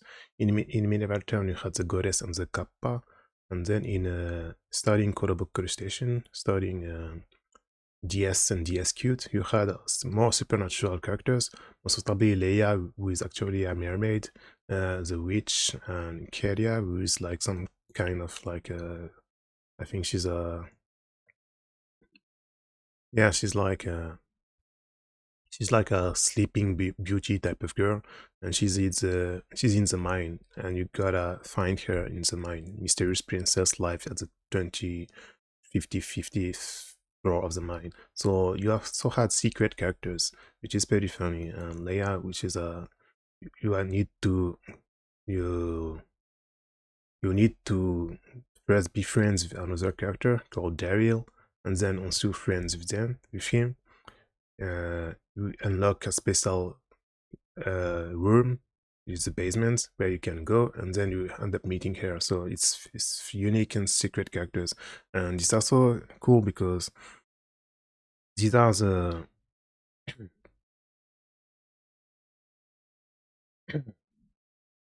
these are the the girls you can marry in the girl version basically, but they are censored in the English version. で、なんか日本語で話していなかったんだけど、実は、なんか友情、なんか親友システム、ベストフレンドシステム、なんか日本語版があったんだけど、For Girl の、コラボクリステーション For Girl の日本語版があったベストフレンド親友システムが、なんか実は英語版で、なん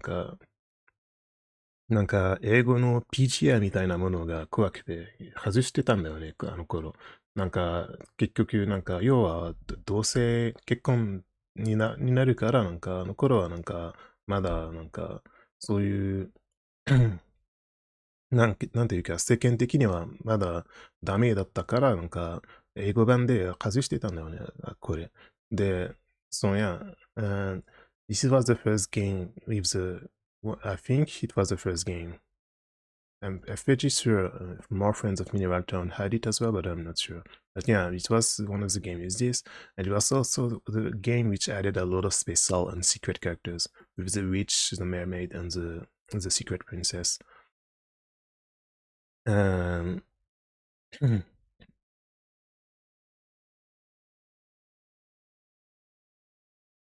yeah, and this is the thing I want to talk about. And also regarding Mineral Town, I was talking about the mines in Mineral Town. I found a quick video to show some gameplay and how, in a way, because it was also each time you went into the mines, the floor will change, the layout of the floors will change, and the exits to the next floor will change as well. You had to dig out the exit, so there was some kind of a roguelite elements to it as well, which is also one thing the series was innovating with. Obviously, at this era, roguelites already existed. The first Fushigi Dungeon, Torneko. You already had Crystal Dragon and Master System by Sega. You already had Torneko no Daiboken, the Dragon Quest spin-off, and the first official Fushigi no Dungeon game. And you also had the Fushigi no Dungeon series and the Shiren no Dungeon, etc.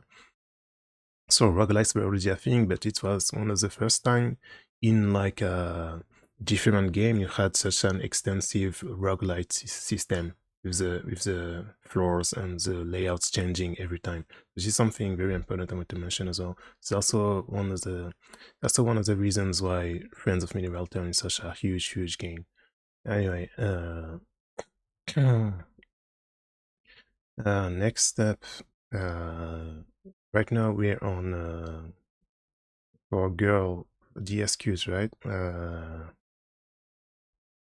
Let's keep going through the games. After that, yeah, Kotobuku Station. So you have the witch, the mermaid, Harvest Goddess, and the princess. And their names are different in Japanese, in English as well. So it's also another interesting thing if you look.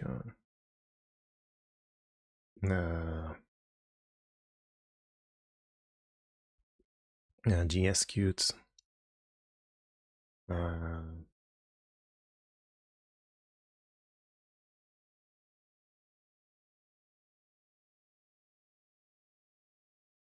Where we I forgot where we like here the names are different in English and Japanese. It's also something they did sometimes. In Japanese it's called lettuce, just like a lettuce as in the cabbage, right? But in English it's called Leia. And then the witch is the witch in Japanese as well. She's just Majo-sama.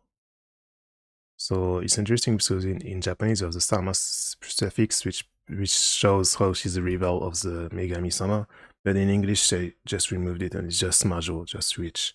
And then you have Kira in Japanese, the princess, and in English she's called Keira, so it's slightly different as well. Yeah, and then you have a magical melody. The rival in Magical Melody. If you pick the boy in Magical Melody, the rival is a girl, and if you pick the girl, the rival is a boy in Magical Melody. Leon is called, and in English the name is different as well. I forgot. Jamie, yeah, Jamie. The name is different in English and Japanese. And yeah, and after that you have a Koroste for girl, which is what I was talking about just now. In this game, in the Japanese version, you can pick between picking the protagonist look from Mineral Town or the protagonist look from Kotobuko Station. So you can pick one of the two looks, but it's Kotobuko Station for girls. It's the same game. It's GS Cute. GS Cute. So yeah, by the way, I really like in GS Cute. I played GS Cute on DS, on a real DS, but with a flashcard. I didn't have the game. I was pirating the game, and I really liked the Leia the mermaid. Obviously, the fake Popuri as well, the different Popuri, and Lumina Leona. I really liked C3, and Nami is the other version of Nami as well. But yeah, these are the Magical Melody characters. Oh no, it's a Kotobuko Station male characters. Yeah, it's Kotobuko Station male characters. And then you have Kimi to Bokujo Monogatari, Kimi to Sodatsu Tane. Kimi to Sodatsu Shima. So, Island of Happiness. I never played this game because the SQT is pretty much the last main series game I played. Like all the other ones after that, I never really played them. So I'm not very familiar with the characters past that point. So maybe we're going to switch to Rune Factory now because yeah. Starting here, like Kimi to Sodatsushima, Island of Happiness. I never played this game. I'm not sure if I'll have the time one day, inshallah, to go back to all these older games because there are more and more games I want to play. So, and Bokujo Monogatari Story of Season games are pretty long as well. Kimi to Sodatsushima. So yeah, I never played this one. I'm not sure if I'll get back to it one day. The characters look pretty cool, but yeah, I don't know any of them. And here the Majo is back as well. And you've got brand new characters. Kimishima. In Japanese it's Kimishima. So yeah. Then the next game was Yasuragi no Nantoka. Yasuragi no Ki. Bokujo Monogatari Yasuragi no Ki. Tree of Shankirichi. And this was the first game released on Wii and released in 2007. Well, yeah, starting this point, I never played all the games, so I don't know them, so I don't have anything to say in particular. But yeah, here the art style is slightly different again. But I don't know if it's the same artist or not, I didn't check. But it's the same like Chibi SD みたいな. It's the same super deformed Chibi-like style, but it's slightly different. But I don't know if the artist is different. It's the same artist, and you've got brand new characters again. So yeah, I never played this game. It was on Wii. Tree of Tranquility. Never played this game. And yeah, it had motion controls. Yeah, you do the work with the motion control. So yeah, I never played this game. Oh, Tree of Tranquility was not made with the help of Igusa Matsuyama, the regular character designer for the Harvest Moon series. Matsuyama-san's latest projects were Islands of Happiness, River King, Mystic Valley, and Shining Sun, friends. So yeah, the character designer is different. Not all, yeah. It's not that the usual artist changed their art style. The artist is different. Okay. So yeah, I never played this game. This girl looks pretty cute too. If I play this game, it's probably the girl I would choose. One of these two, I guess. Like, お嬢様っぽいな。声もいいだね。なんか、こういう声は好きだよね、俺。で、ダンサーの人の、褐色の人のいるのはいいね。初めての褐色キャラかもしれない。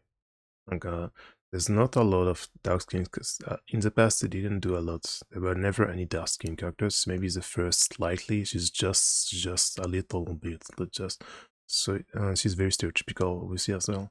It's just very slightly dark skin character for the first time in the series. 初めてのちょっとだけ色キャラが出たんだよね。この頃でシリーズで初めてで。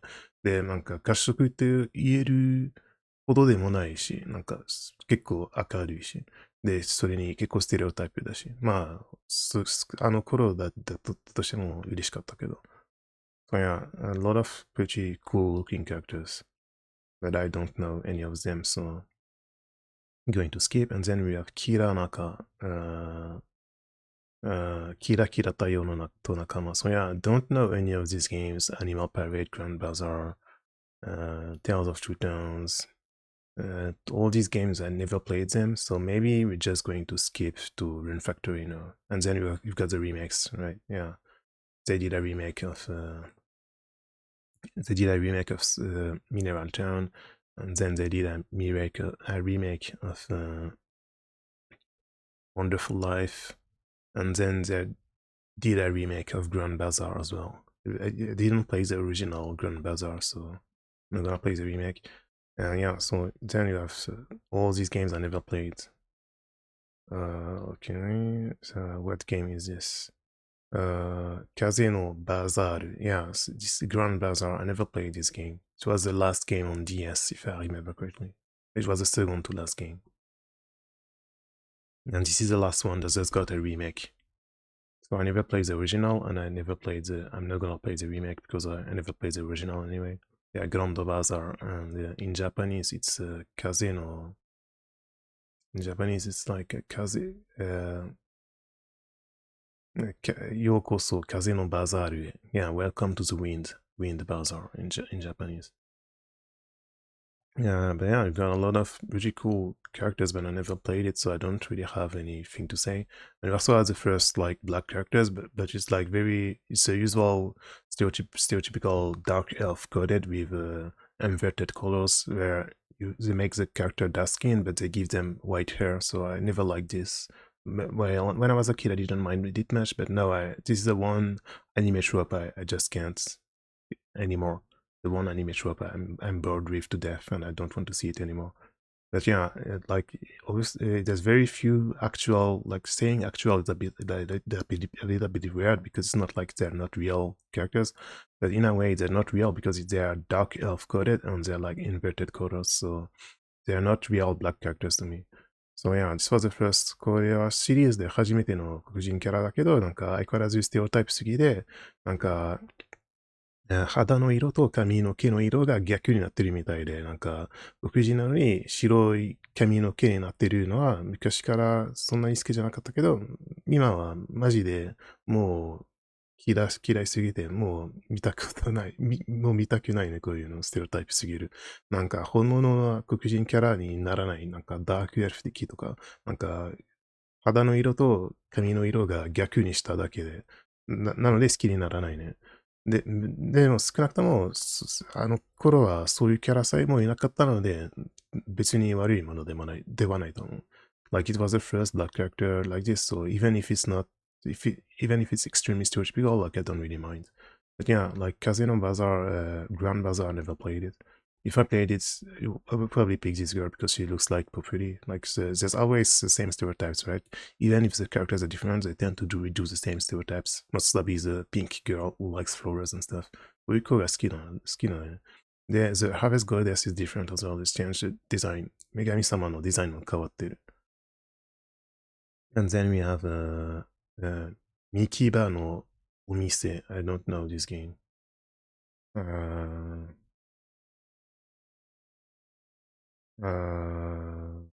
What is the Japanese name? Omise. Oh, it's not listed here. Oh, weird. The game is not listed in this list. Makiba no Omise. Oh, it's not kanji, that's why it's in hiragana. It's not a kanji. Oh, okay. Oh, My Little Shop. I never played this game. Oh, it's a spin-off. That's why it's in the spin-offs. It's in the spin-offs. That's why I never heard about it. Most of the spin-offs I never played them, except for Rune Factory, of course. There's already a Vesper I never played it as well, for example. Okay, it's a spin-off game. The gameplay is more featured on the management of a store. Ah, okay. So it's more store management rather than farming. Okay. So yeah, the character design is pretty cute as well. And you have the usual 64. Some of the 64 characters are here as well. But there's a mix of Wonderful Life 64 Mineral Town characters. なるほどね。Akiba no Mise. And even, yeah, it's a lot of characters from the past games are in this. Okay, I see. And then you have Futago no Tane. This one I never played as well. The Twin Village, right? The Seed Village. I forgot what's the English name. The Tale of Two Towns. Futago no Mura. I never played this one. And this was the final game on DS, and it got a remake recently, right? It was the first game that got a remake before I think this is a remake, I think, right? Trio of Tones. I think this is a remake, right? Or maybe not. I forgot. But anyway, I never played this game, so I don't really have anything to say about the characters. いや、Kaiは、なんか、ちょっと、なんか、ただちょっと焼いてるだけで別に黒人キャラではないね。なんか、アジア人も、なんかそういうのを、なんか、ヨーロッパと USA の人がそういうのをいつも忘れてるんだけど、アジア人の中に黒人とか合宿している人もいるんだからね。で、別に黒人じゃなくて、なんか、ただ合宿してるとか、なんか、黒いアジア系の人もたくさんいるんだよね。そういうのを忘れてるんだよね。いつも。アメリカで。日本の人さえも日本人の人もよく忘れてるんだよね。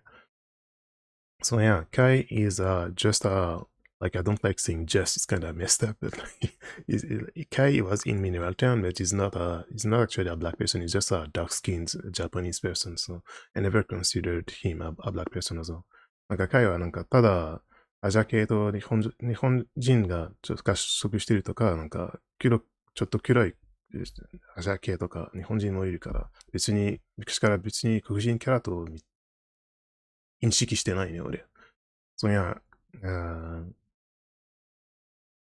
some of the girls are really, really cute in this game. Maybe if I have the time one day, I'm gonna play it. It's a really, really cute girls as well. But yeah, I never heard about them. I don't know them.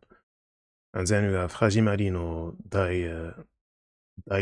Hajimari no Daichi. I never played this game as well. Farm Story. It was a game on 3DS. So yeah, I never played this. All these games I never played, so I don't have anything to say. なんか、最後にプレイしたのは GS 版の、コードブックルステーション4 Girl だから 3DS 持ってなかったし、で、GS の、双子の村とか、バザール、風のバザールへとか、始まりの大地とか、3DS 持ってなかったから全部全くプレイしたことないね。なんか、安浦ぎの木とか、君と育つ島とか、こういうの全部プレイしたことがないので、キャラが全然知らないので、ルンファクトリーまで行きましょうか。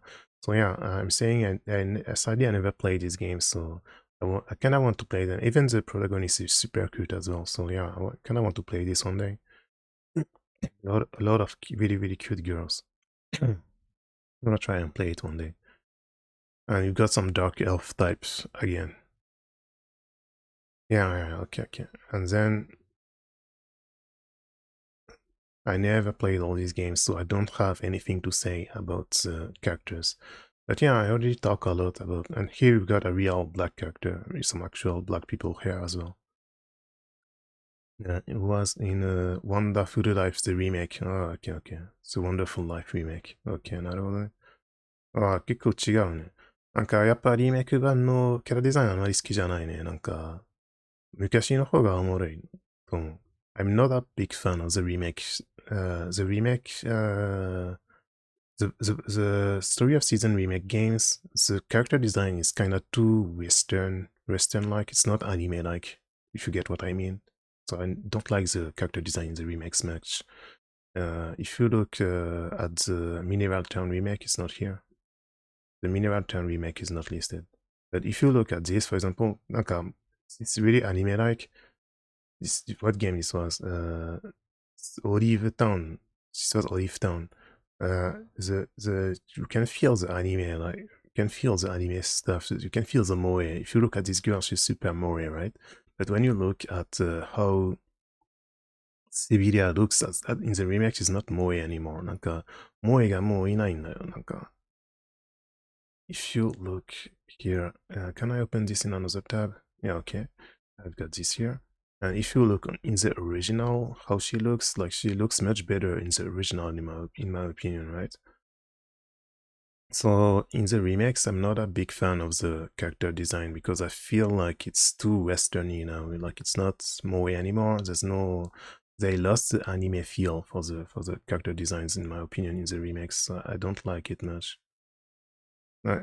So I was saying, なんか日本語で、英語で言ってたんだけど、なんか、牧場物語の最近のリメイクは、なんか、キャラデザイン的にはなんか、欧米みたいなりすぎて、なんか、欧米のアニメみたいになってるすぎて、なんか、アニメ感がなくて、なんか、萌えが足りない。全然萌えが足りない。なんか、オリジナル版、ゲームキューブのオリジナル版と比べると、なんか、これ超萌えって、なんか、目とか、なんか顔とか超かっこいい、かわいいし、なんか萌えしてるし、なんか、今はなんか、欧米のアニメすぎて、アメリカのアニメ、USA のアニメすぎて好きにならないね。リメイク、最近の牧場物語のリメイクのキャラデザイン的には。So yeah, these are all the characters. なんか、ナミさんさえもなんか、昔のナミの方がずっとかわいいね。なんか、萌えが足りないな。リミナも、リミナが全然萌えくないな。リメイク版のリミナ、全く萌えが感じない。なんか、昔のリミナはなんか、結婚できないバグで悲しすぎだったよね、ゲームキューブ版で。で、萌えが完全に違うすぎるでしょ、これ。圧倒的だな。なんか、圧倒的だな、これ。萌えすぎる。でも、なんか、もう何も感じてない、ここ。すごく残念だと思う。リメイク版のキャラデザイン。なんか、俺が、俺に向いてないみたいな。なんか、多分、今の子たちとか、今の子供ならそういう方が好きかな。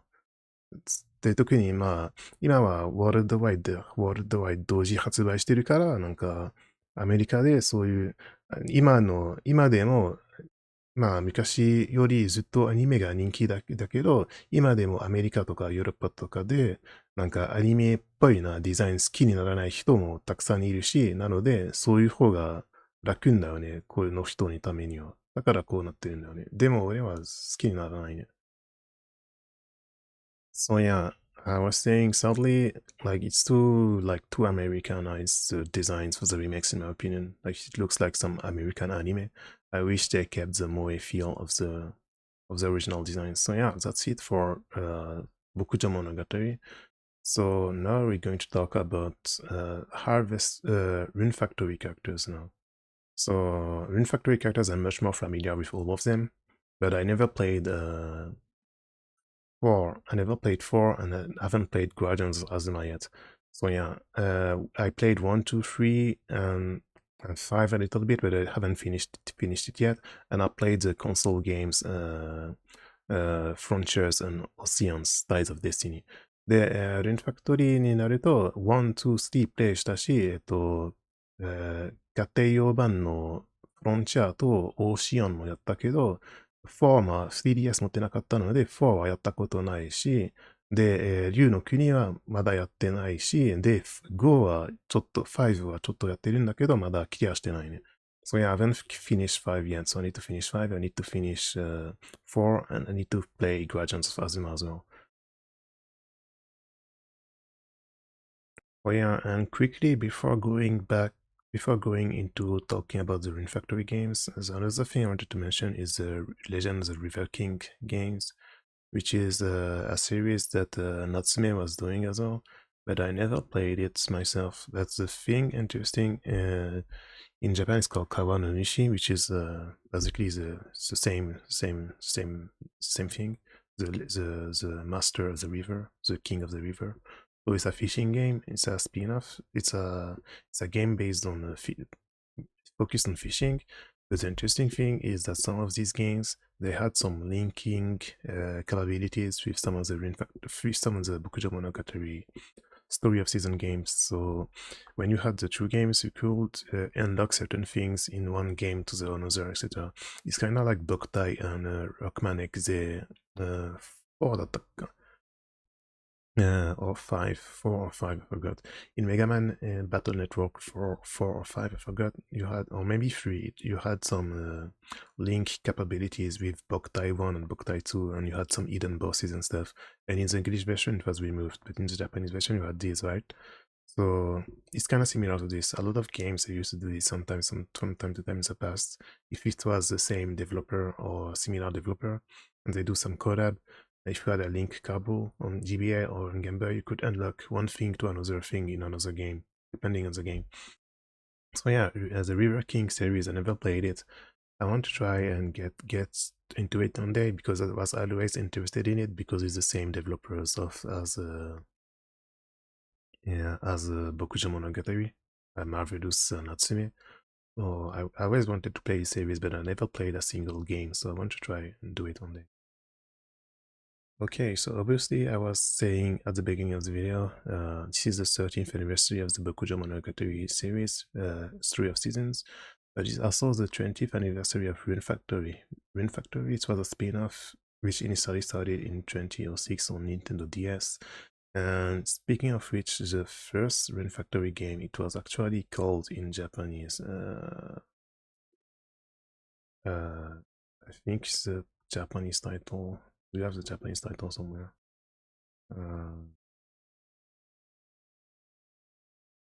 Rune Factory の最初の Rune Factory は in Japanese it had a subtitle 新牧場物語とかあったよね。I think in Japanese the first game it had an actual subtitle.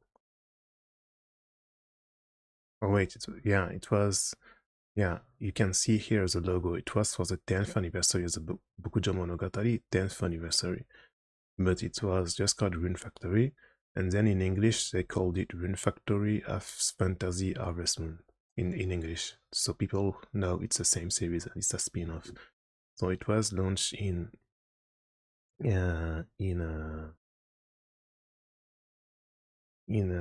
August 2006. So the very first Rune Factory game. And this was much more, the big change is how this was an action RPG. So it kept the farming elements, but on top it added monsters. Instead of animals, you have monsters to raise and to capture. And on top of the farming and the mining and the romance systems, they also added action RPG. So it expanded on the roguelike stuff from Friends of Mineral Town was talking about, with the mines changing layouts and the mines you could explore with floors and with some monsters in the winter mine. The stuff I was talking about earlier, this expands all that, and they made a full game on it with some actual action RPG stuff. And you had the first opening. This was also the first time in the series they did anime openings, so it's something since the 80s, all Japanese anime games on PC Engine, etc., they had anime openings, which was the first time they did it for Bokujo Monogatari, so you could tell it was really a big change for the spin-off. Like, it's much more, even more anime than anime it was. So this was crazy for 20 years ago, like when we discovered this. in fact, different fans, Story of Season fans, and just going to stream war. Like, so I was so hyped when this game came out, and I didn't buy it actually. I pirated it because I didn't have much money. Like, we had a DS, but we didn't have a lot of money, so I pirated this game. Yeah, it was by Neverland. It's the same, it's pretty much the same thing, but with fighting monsters on top of it. And I can show you some, after we watch the opening, I can show you some gameplay from our game. Yeah, this was the very first game, so the opening is very static, right? It's not a lot of movements, it's not static, it's extremely static. And they don't even show, I think at the end they show some of the other characters, but they don't only show the protagonist and the main heroine for most of the opening. And the dungeon elements, your exploration, etc. Yeah, Raguna, really cool protagonist. And I'm hoping, this is something I'm probably going to repeat so many times in the video, but I'm really hoping they do a remake of one for the 20th anniversary. In my opinion, this is one of the things they definitely have planned, a remake with Raguna for the 20th anniversary. Whereas they're showing some the seasons and stuff, the change of seasons. So yeah, it's extremely focused on the main heroine. It's also something that the Story of Seasons Harvestmoon games they didn't do. In the Rune Factory games, there's clearly a main heroine, which is very similar to Garge and Bishojo games of the past. There's clearly a main heroine, but obviously you have other choices as well.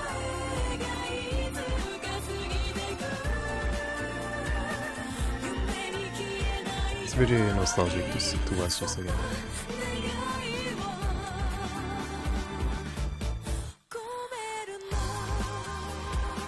Yeah, they only show the other heroines at the end, and the other characters. And you have all the 1, 2, 3, 4, 5, 6, the 6 other girls you can marry. And they only show the other NPCs at the end of the opening. It focuses purely on the protagonist and the heroine. So yeah, it was released back in 2006, and need to talk about the. So yeah, I was saying like it was very exciting back then to see Rune Factory, to see the Story of Seasons Harvestmoon series change and add so many new elements, and you saw so many new gameplay elements, and you had where they added. So yeah, it was top-down view, same as the past games, but this time with some monsters and fighting, and with some dungeons to explore, and with the farming, and with the usual romance mechanics as well. Oh yeah, and instead of animals you have monsters, but they have the same functions. So you have cow monsters, you have sheep monsters, you have chicken monsters, etc.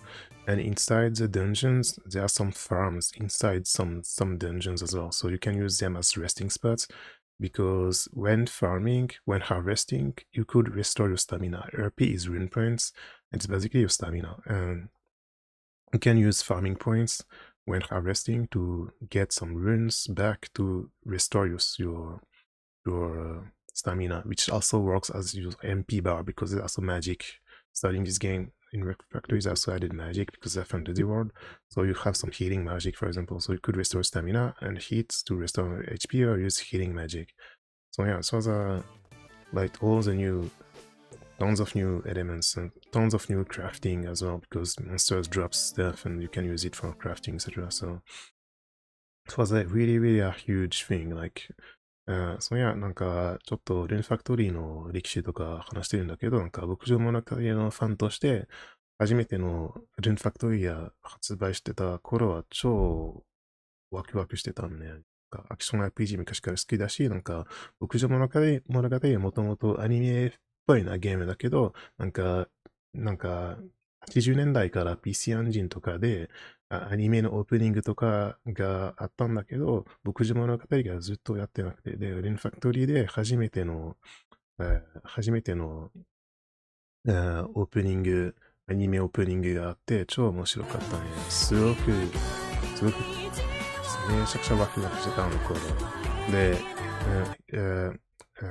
オープニングがヒロインばっかだけど、なんか、それに、これも違うんだよね。なんか初めての、なんか、昔のギャルゲーと美少女ゲーみたいな、確実にメインヒロインがいるんだよね。なんか昔のは、なんか、ミストが完全にメインヒロインで、でも、他のヒロインもあるんだよね。So yeah, I really like I wouldn't be able to choose like this. I really like all the characters, including Raguna, extremely really cool protagonist.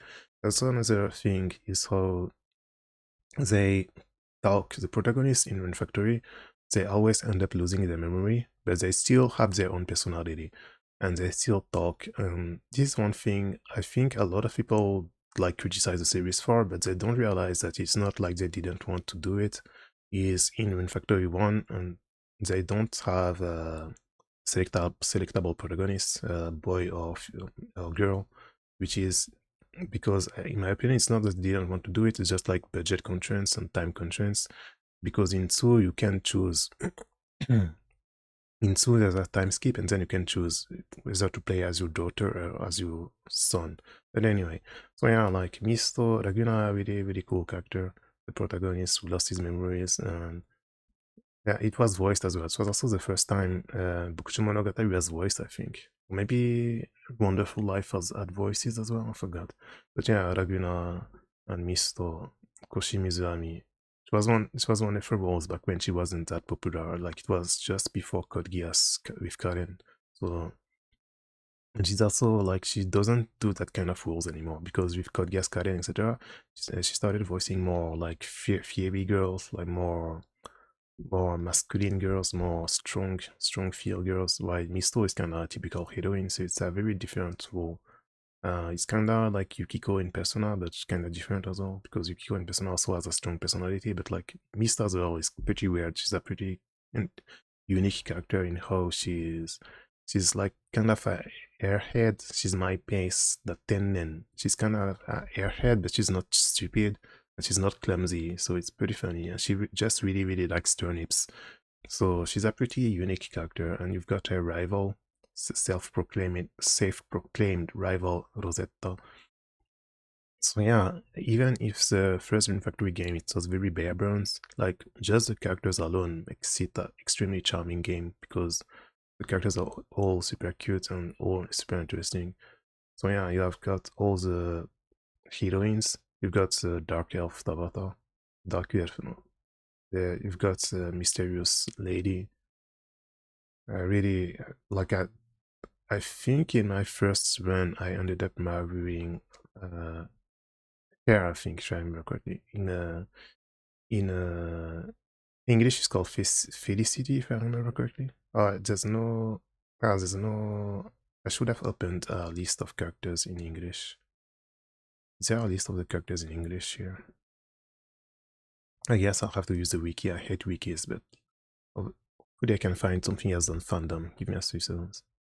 So yeah, I hate using fandom, but the official site for the original game are down. So yeah, the names in Japanese and English were slightly different.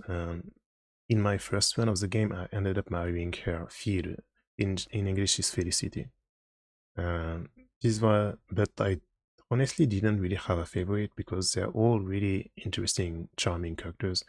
Also had Melody. I really like Melody, who is the owner of the hot springs. In English, is also Melody. Then you had Torute. I don't remember her much, to be honest. Tori, in English is Tori. She was a librarian. So yeah, it's always the same stereotypes of characters. It's very Galge coded, but I don't mind. And yeah, in Story of Seasons and in Rune Factory, you also have some certain types that come back, but in Rune Factory especially, the characters get more and more original with each game, in my opinion. They get much more charming and original with each game. It was the first one, so it was just the first try. So yeah, Torete, Bianca, which is like the rich, spoiled tsundere. I really liked her as well. In both English and Japanese, it's called Bianca, if I remember correctly. Yeah, Bianca. Pretty interesting character as well. In English, she is Lara. So yeah, very different name, completely different name. She's a nun. I think she's a nurse, I think, but she's a nun, right? Oh, she's a nurse. Yeah, she's a nurse. She's not a nun, she's a nurse. So I really liked her as well, Rafisa. She's a I forgot how you read this, but very famous series. I forgot how you read this. There's also the game are not fully voiced necessarily because it's DS, but like they also picked a lot of very popular series back then. I also had Mei, which is a very interesting character because basically the latest game in the series, Guardians of Azuma, is based on her backstory basically because back then they were teasing that there's a Japanese like country which got destroyed by some kind of Wazawai, by some kind of disaster, and that she's traveling because her country got destroyed. And this is one of the things I want to replay in Factory 1 to check her lines and then play Guardians of Azuma to check the lore, etc. And it's one of the reasons why I think they're going to make a remake, because they're going to expand the first on a story in the remake to tie it up with the Guardians of Azuma stuff that they did. And yeah, I really like this girl as well. And she was one of the secret characters in how it was extremely hard to marry her. You had to get very specific fish, and like it was extremely hard. And Linetto was also the second secret character in how she's you can only marry her after the end of the game. So you had to clear the game first to unlock her. And then you had the NPCs. Like a lot of guys were pretty cool as well. And a lot of 結婚できないバグ、キャラ結構いますね。なんか、あの人も超かっこかわいいし。So this is also one thing in Story of Seasons, but especially in Rune Factory. There's a kind of hidden agreement between the developers and the fans in how they make some of the characters extremely cool, but you can't marry them. So it's a kind of a recurring joke in the series. They kind of do this on purpose. Some of the NPCs are really, really interesting and cool, but they're not among the marriage candidates. So the Japanese fans of the series, they call it 結婚できない bug. They say it's a bug. They say there's some characters you can't marry them and it's a bug, and they joke about this all the time. 結婚できない bug. And it's a meme, internet meme that is used in Bokujo Monogatari especially, and in Rune Factory, Story of Seasons, Rune Factory, and some few other series as well. I forgot which series with dating elements that they're using this phrase, this meme. Especially when we're talking about the low-show characters that are, say, 結婚できない bug. Let's be, for example, here, Seshira. She's a elf の子で、なんか特になんか今は英語で結婚できないバグっていうファンコミュニティの牧場物語とルンファクトリーのファン、日本語ファンの間の冗談を説明してたんだけど、特にこういうロリキャラに対していつも結婚できないバグとか言ってる人も多いんだよね。面白いね。まあ、これは英語で言えないんだけど。で、なんか、シシラも、実回作で戻ってるんで、大人になってるね。So, another thing about Rune Factory is how all the games are standalone, but there's a overarching story with some returning elements and some returning characters. And for example, Cecilia in Rune Factory 1, in Rune Factory 2, which takes place maybe 10 years later, she's an adult and she's an elf. So I think she's like way older in 2, but like she's grown up, but she's like way older because she's an elf or something. So yeah, this is one thing interesting with the series is how you always have recurring characters coming back. So yeah, like Rune Factory 1, it was very bare bones, but it's still a pretty good game. And if you want to understand all the story, I recommend playing it. Well, yeah, and then after that we have Rune Factory 2, and Rune Factory 2 was the first game where you get to the Rune Factory series where you get to pick the protagonist, but only after the time skip, because there's a time skip in this game. So this is the protagonist and the main heroine. So let's watch the opening. Here you can already see like the opening got a level up compared to the first one. You can already see like it's a bit better.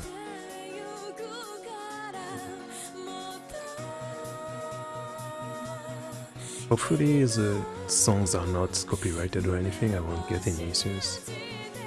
If I do, I'd just try to re-upload the video somewhere else or something. So yeah, Just like the first opening, it focuses on the main heroine a lot, but you get to see the other characters as well. And I don't know if they included it, but in the time skip, there's a second opening when you play as your children. I'm not sure. Yeah, they included it as well. Nice. I'm gonna show you this next after that. Here they're showing the other characters and heroines much more already compared to the first game opening. And there's much more movement as well. But yeah, you can clearly see that it's focusing on a specific girl because there's a main heroine.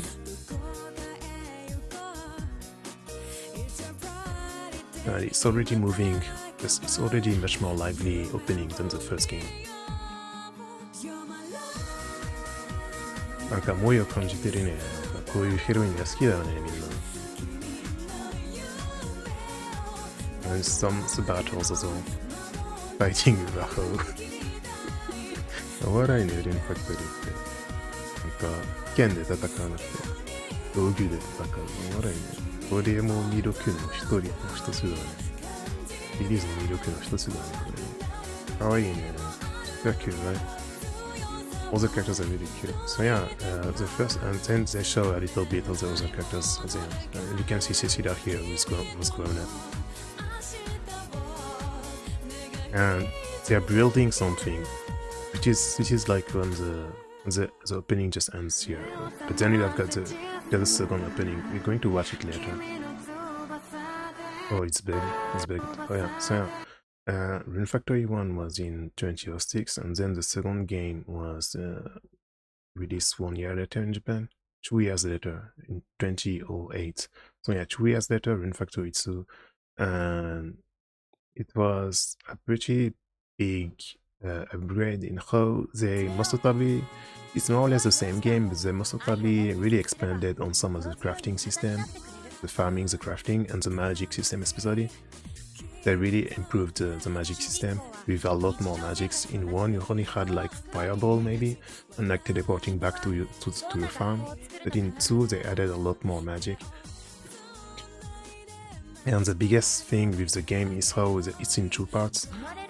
There's a time skip after you get married, like a few months after you get married. There's a time skip, like maybe 10 years, and then you get to choose to play as your son or as your daughter. So this is the big thing for the game. It's in 2 parts. That's Dainibu start. You can play as a boy or as a girl. And there's a new mechanic that unlocks with a school, etc. Because at the end of the opening, you can see they're building something, right? The main story of the game is how the protagonist is trying to build a school for his village, basically. And this is what they're building, and after the time skip, the school has been built. So you've got a school system where you get to learn new skills, new techniques, new magic, etc. And you need to go to school every day. And it's pretty funny because the characters, the NPCs you met in the first part of the game, they're the various teachers, etc. So it's really, really cool. And then you've got some other new kids characters as well. Yeah, you even had some multiplayer elements as well. And Goka no seiyuu san tachi no. Rather, so it's not fully voiced, but they still picked a lot of really popular seiyuu. Oh yeah, back in 2008, January 3rd.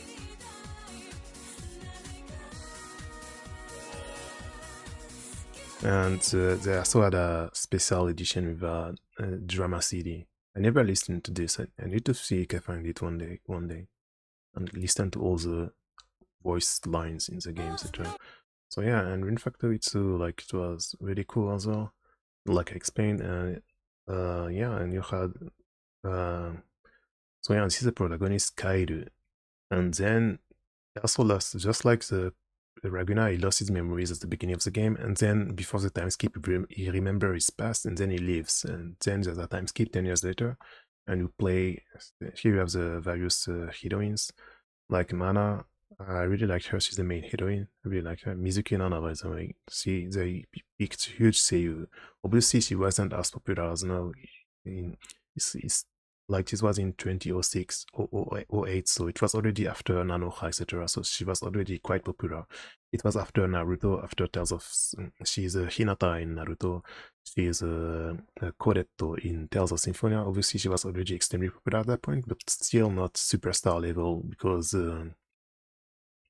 it was also like when the idol seiyuu industry was entering its big boom. So she wasn't like the superstar she became in the 2010s yet, Mizuki Nana-san. But she was still already pretty popular, so they still picked some pretty big seiyuu, right? それはなんか、キャラのためにもめちゃ豪華な声優さんもあったしね、あの頃は水木奈々さんはもちろんもう人気だったし、テアーズ、シンフォニアとか、ナルトとかもう出てたけど、まだ2010年代のビッグスター、トップスターみたいにまだね、なってなかったから、そういうゲームでも、なんか、そういうゲームでも出てたんだよね。面白いね。To be honest, Tsu is maybe the game where I didn't like the heroines that much. I don't remember them that much. But I really liked her, especially she's who I married in my run. Yeah, she's from the east, just like May, basically, just like May from the first game. And you had 1, 2, 3, 4, 5, 6, 7. I think yeah, seven heroines. There's no hidden heroines, I'm pretty sure. And in the first game, Cecilia was here, and in the second game, you can marry her as well. So yeah, like I really liked Rosalind was pretty funny as well. Rosalind, she was really cool, pretty funny character. Let's check if I can check the characters in Rune Factory. So I think they have the same names in English and Japanese, right? Yeah, Rosalindo and Yue, Julia, Amana, Cecilia, Dorothea, Alicia, Julia, Dorothy, Cecilia. Yeah, the names are the same. Yue. And you also had some pretty cool NPCs as well, especially Barretto, really cool NPC. And he shows up again in Rune Factory 4, if I remember correctly. I never played 4, but I think he's one of the characters who comes back in 4 as well. Because, like I said, each game has some overarching story elements with some returning characters. So yeah, a lot of really cool NPCs as well that you can't marry. いつもの結婚できないbugだね.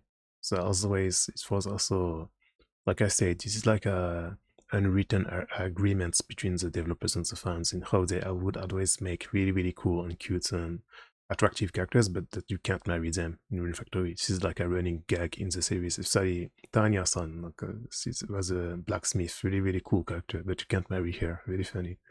なんか、ターニャさんも結婚できないわけのストーリーの醍醐味の一人だね。めちゃくちゃ好きだったね。あの人も。キャジーヤさんだったね。So yeah, Gordon も超かっこいいね. A lot of really cool characters. And here, after that, you have the time skip, and then you can pick between one of the two characters, Arya and Arus. So you can pick between playing the boy and the girl. 超萌えだね、これ。なんか、超萌えだね。Another thing I wanted to talk about is how the Rune Factory series, all the designs they are by Iwasaki Minako sensei だね. In the past, she was working on the East series. She was working at Falcom. She was working for Falcom, so she did some illustrations for Legend of Heroes, for East, for Eiyu Densetsu before the Kiseki series started, before the Trails series. She was one of the illustrators who did some stuff. So she did Shiroi Majo, some illustration for Shiroi Majo, etc. So yeah, she's the main illustrator of the Rune Factory series. Except for the new one, Ryu no Kuni, Guardians of Azuma, they picked another character designer to make it more mature because they said they wanted to make it a more mature feel for the worldwide audience. But yeah, I really prefer Iwasaki Minako's designs. They're really really incredible and cute. Like she's one of the goats character designers in my opinion. Iwasaki Minako. So yeah, she did all these illustrations. So all the characters really cute, really moe.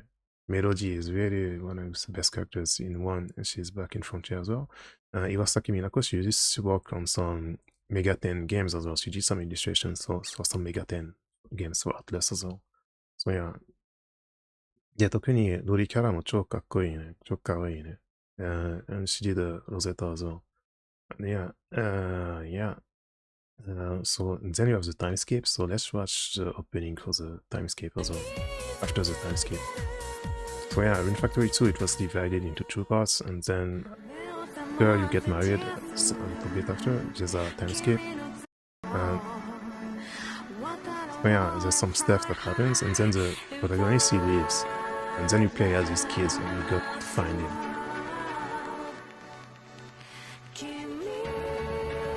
We don't know why he left, because basically he remembered his memories, so he knows there's something important he must do, so he gotta leave.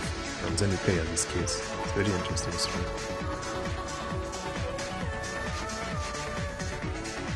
超かわいいね。超萌えだね。弟さん。弟くん。超かわいい。本当に。So yeah, they did a specific opening for the second part of the game, which is really impressive back then. Obviously it was heavily compressed on Nintendo DS, but like it was really impressive to see a game with two different openings on the console. And with some voice. You see it's not fully voiced, but it was really, really, really impressive, like in 2008 to see this on DS. 超重いだね。あの子。超かわいいだね。紫のこのキャラデザイン。超かわいいだね。最高すぎるだね。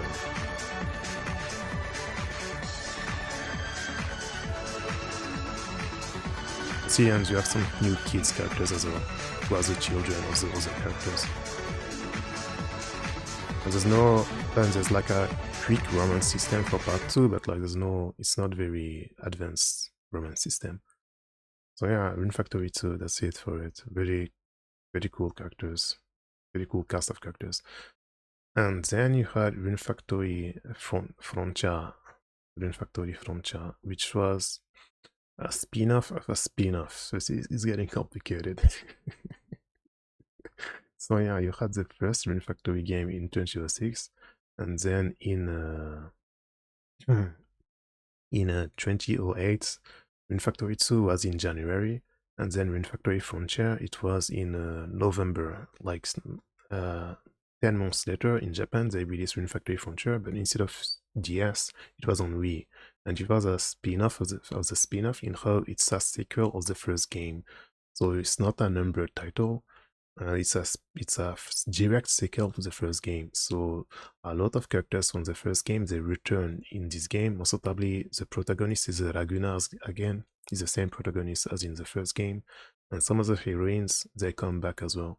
So yeah, it begins with Raguna searching for Mist, who has moved to a new town because something is calling to her in her dreams. Raguna moves into the town as well, living in the house next to her in a field. Then Raguna found out that the real island in the sky is in danger of falling on the town. Somehow Mist and another girl named Iris Fates are tied with the whales. He then starts to fight monsters in the dungeon and slowly make a living in Trampoline. Yeah. So yeah, there's several girls from one who are coming back in Frontier. If you look at the list for the characters in one and the list for the characters in Frontier, you can see that there is some overlap. Laguna, who is from one, and then Melody from one as well. Bianca is back as well. Mist, Tabata as well, and Lara as well, and Rosetta. But and then some of the characters are not back. Felicity is not back. Dinette and May are not coming back. And Sharon is not back, and Tori is not back as well. But the others are not back, plus some new characters as well. You have them, plus some new characters, starting with Eunice. Uni. In Japanese, it's Uni, and in English, it's Eunice. She's a pretty unique character because she is slightly well endowed. Pretty. So that's not the first time they did this. She's pretty cool, pretty interesting. And it's also interesting in how at some point, if you try to romance her, she asks you if you prefer smaller, senior girls or not. And if you tell her no, she stays this way. But if you tell her yes, she starts to slim down, and she ends up slimming down like this. It's kind of nice because it's not messed up. If it was like they kind of dodged a bullet, because it would have been pretty messed up if she slimmed down mandatorily. It's not mandatorily, it depends on your choices, dialogue choices. You can tell her to stay the way she is and it's fine. But like it's kinda still messed up that she's doing this not for herself but for someone else. But like basically if you romance her, she asks if you prefer like well-endowed girls or not. And then you've got many other characters as well. So got Uni, drop. I really like her. Drop in Tanaka Rie-san, by the way. Very popular nowadays for kids for voicing Lisa in Genshin and other popular gacha games characters. She's also Raksu in Gundam Seed 20 years ago, etc. So 25 years ago now. So yeah, the drop in Cinnamon in English, I think, is her name. Yeah, Cinnamon. I really like her as well. And then アネットはロリキャラで、なんか、手紙を届けるキャラだね。She's a factor. She's a delivery. She's a male delivery girl. Anetto, I really liked her as well. She also shows up in the next console game, Tides of Destiny Oceans. Then you have Serifi. I really liked her as well. Maybe she was my favorite, but I really liked her as well. Serifi. She's like aristocratic librarian type of girl. Uzuki, I really like her as well. Sawashiro Miyuki, by the way, extremely popular seiyuu nowadays as well, who is voicing. Nowadays, she's popular for voicing. Who did she voice recently? The new Lady Oscar remake, Versailles Nobara remake. She's voicing that girl in she's voicing Mei in Genshin and Honkai in MiHoYo games. Mei, she's voicing like a lot of very popular characters nowadays. But she's also that one girl in Chainsaw Man. Forgot. Yeah, Chainsaw Man, I think. And yeah, but personally, I like her for over 25 years. But when she was debuted as Puchiko in Digikaratto. But anyway, Uzuki, a really cool character as well.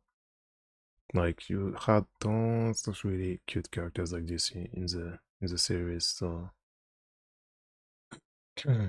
超可愛いね。超燃えるね。超燃えだね。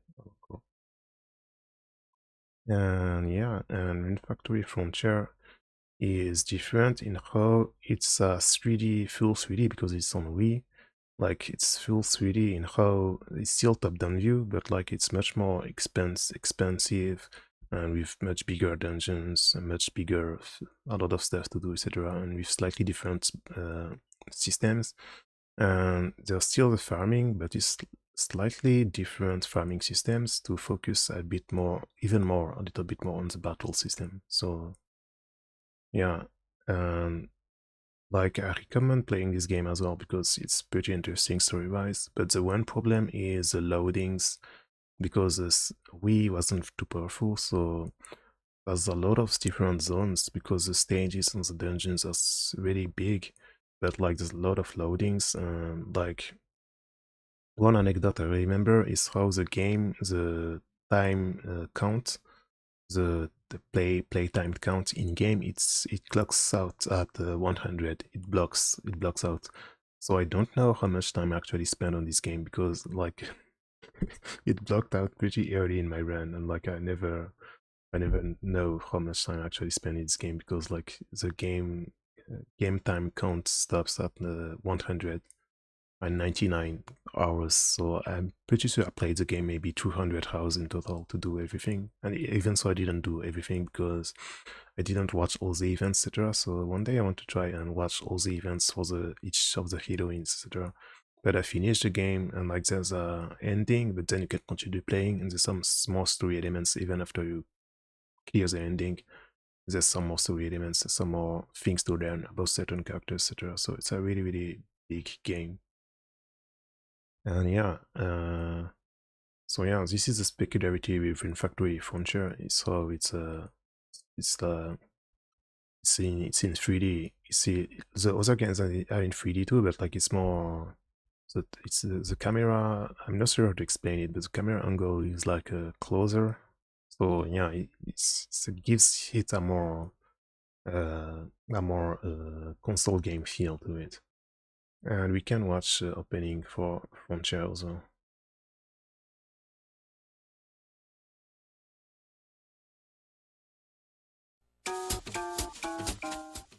Hopefully I don't get striked for to shows when showing the openings. But yeah, it was also because it's the first console Rune Factory, the opening is much more ambitious than in 1 and 2. So it's a really cool opening as well, I really like it. And yeah, you can see Raguna is back again from 1. He is home. Raguna is home. He loves the house. And Misto is back again. Really cool, unique character, as I was saying. And how she's an airhead, but she's not clumsy. She's a pretty fun character. And she's one of the new characters in the game. Back from 1. Bianca is back from 1. Lara as well, back from 1. And the Flint girl, the male girl. And Cinnamon. And Yuzuki. And Tabata is back from 1 as well. And some Taro and Rosetta back from 1 as well. A new mysterious heroine as well. Was like some kind of dual personality, and Melody is back from 1 as well. Yeah, so you can tell this is a more expensive opening before it shows all the characters. It's much more expensive than just the storyboard of the opening itself is much more vibrant, much more stuff happening compared to 1 and 2, where you had a lot of steals. Here it's moving much more. And a final shot with all the heroines and the protagonists and some of the monsters. Oh yeah, Rune Factory Frontier is really good game. It has some flaws, like I said, the loadings, etc. So yeah, you had ADC, well, you have black ADC and white ADC, and they have different voices. It's basically 2 different girls in the same. I forgot if it's a spoiler or not. I think they're not in the same body, right? I forgot. It's been so long since I played this. And yeah, and you have Candy as well, which is the little sister of if I remember correctly, she's the little sister of Drop, of Cinnamon. It's probably listed here. で、キャンディも結婚できないベグの一人だね。みんな好きだったね、キャンディ。And then you have the NPCs, and then you have some new characters who are linked to some past characters as well. For example, Minerva は、ドロシーの妹だったわね、確かに。If I remember correctly, Minerva, she's the little sister of Tabasa ね。She's Tabasa の妹だったわね。ダークエルフで、Tabasa の妹だったわね。Minerva は。If I remember correctly, but you can't marry her. And she's also a secret character you need to unlock. I forgot. I think she only shows up at certain points in the story, certain point of the year. If you need to have enough a relationship big enough with her sister, and then she shows up at some point in the story, right? If I remember correctly.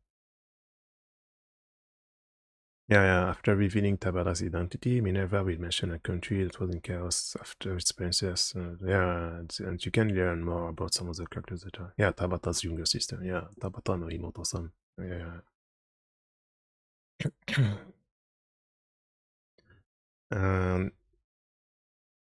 Yeah, she was intended to reappear in Factory 4, but sadly she doesn't. But yeah, as there's no source for this, I wonder where they say this. I wish there was some sources on fandom, but it's such a bad company and such a bad site, so they don't care about sources, obviously. So yeah, Candy は超可愛いね。Yeah, she's the sister of Cinnamon. ドロップの妹さんだね。で、Oceans でも、Tide of Destiny でも、She comes back in Ties of Destiny. Yeah, I remember this. So yeah, Rune Factory Frontier, pretty good game. A lot of cool characters. リタも超可愛かったね。really まだ結婚できないブグの醍醐味の一人だね。この人も。Another really cool and cute character you can marry. Ganesha as well, the Kajiya-san だね。The blacksmith. Really cool character you can marry as well. She has a son as well. 息子さんもいますね。おもろいね、いつも。で、キャラたちも超面白いね。I can't spoil it, but all these characters are really interesting, really cool stories as well. So yeah, and this guy as well. And then you have Rune Factory 3, which is where the Rune Factory series started really getting bigger, much more ambitious.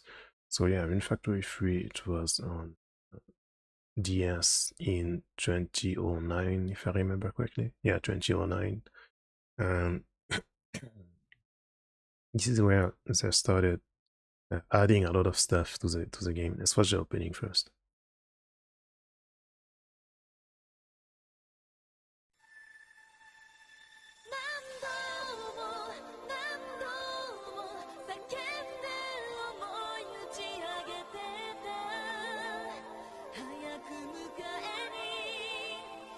You can already tell from the opening, like they started to do much more ambitious, and they're showing the other heroines right from the start instead of only focusing on the main heroine.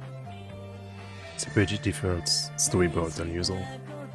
I'm trying to talk a lot because I don't know if the music will get striked or not. なんか、コピーライトでストライクされるかどうかわかんないので、いっぱい喋ってるんだけど、大丈夫かな Because I don't know if you can tell the thing.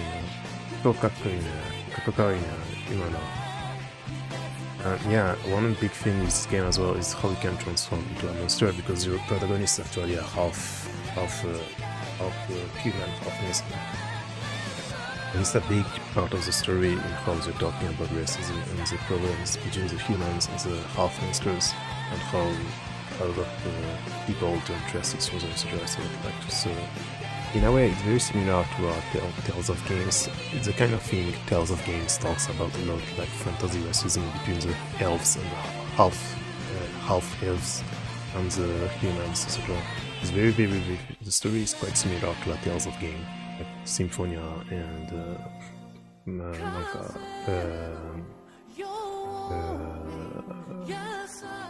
what was the other game on PS2? Rebirth とか Tales of Rebirth with the animal people, etc. The racism story, etc. In Rebirth, etc. It's very Tales of Game, and she's the main heroine.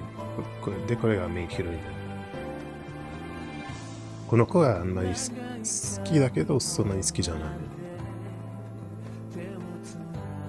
She's the one main heroine I don't really like that much, I think.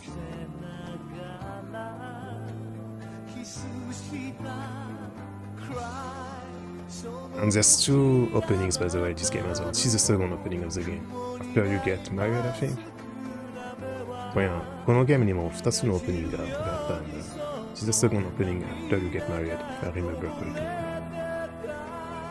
So yeah, it's the point of view of if you married with the heroine, with the main heroine.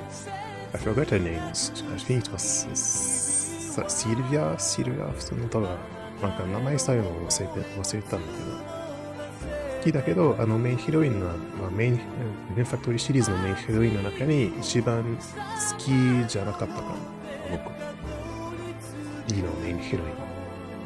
And then you have all the full cast. So, 一番好きだったのはダリアさん、エルフのダリア。一番好きだったキャラ。So yeah, let's check out if you look at the gameplay, this for the remaster that got released recently. They did a new opening as well. Here it's much more vibrant, like much more. Obviously, it's a remaster, so it's much more cooler looking. In the original game, you didn't have the animated sprites at all. The portraits were not animated in the original. This is added in for the remaster.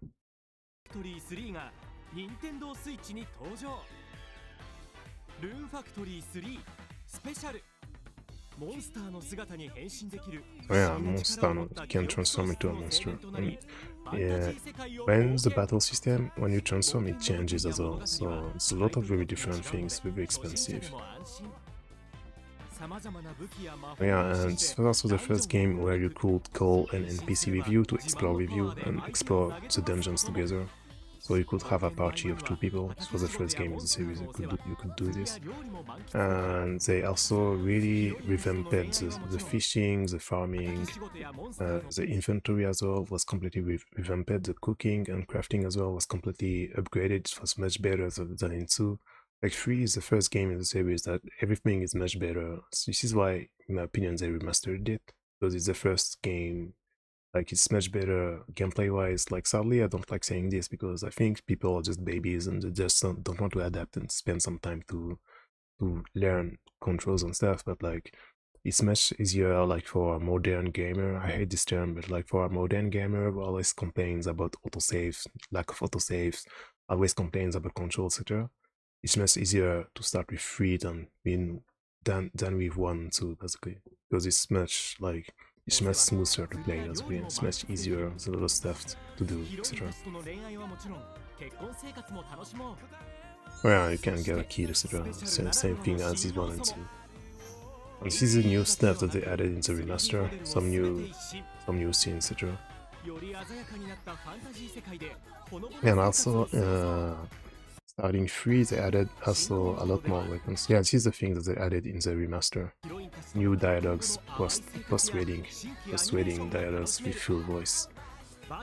And some new difficulty level as well. A new difficulty level. It was all added in the remaster. A new opening as well.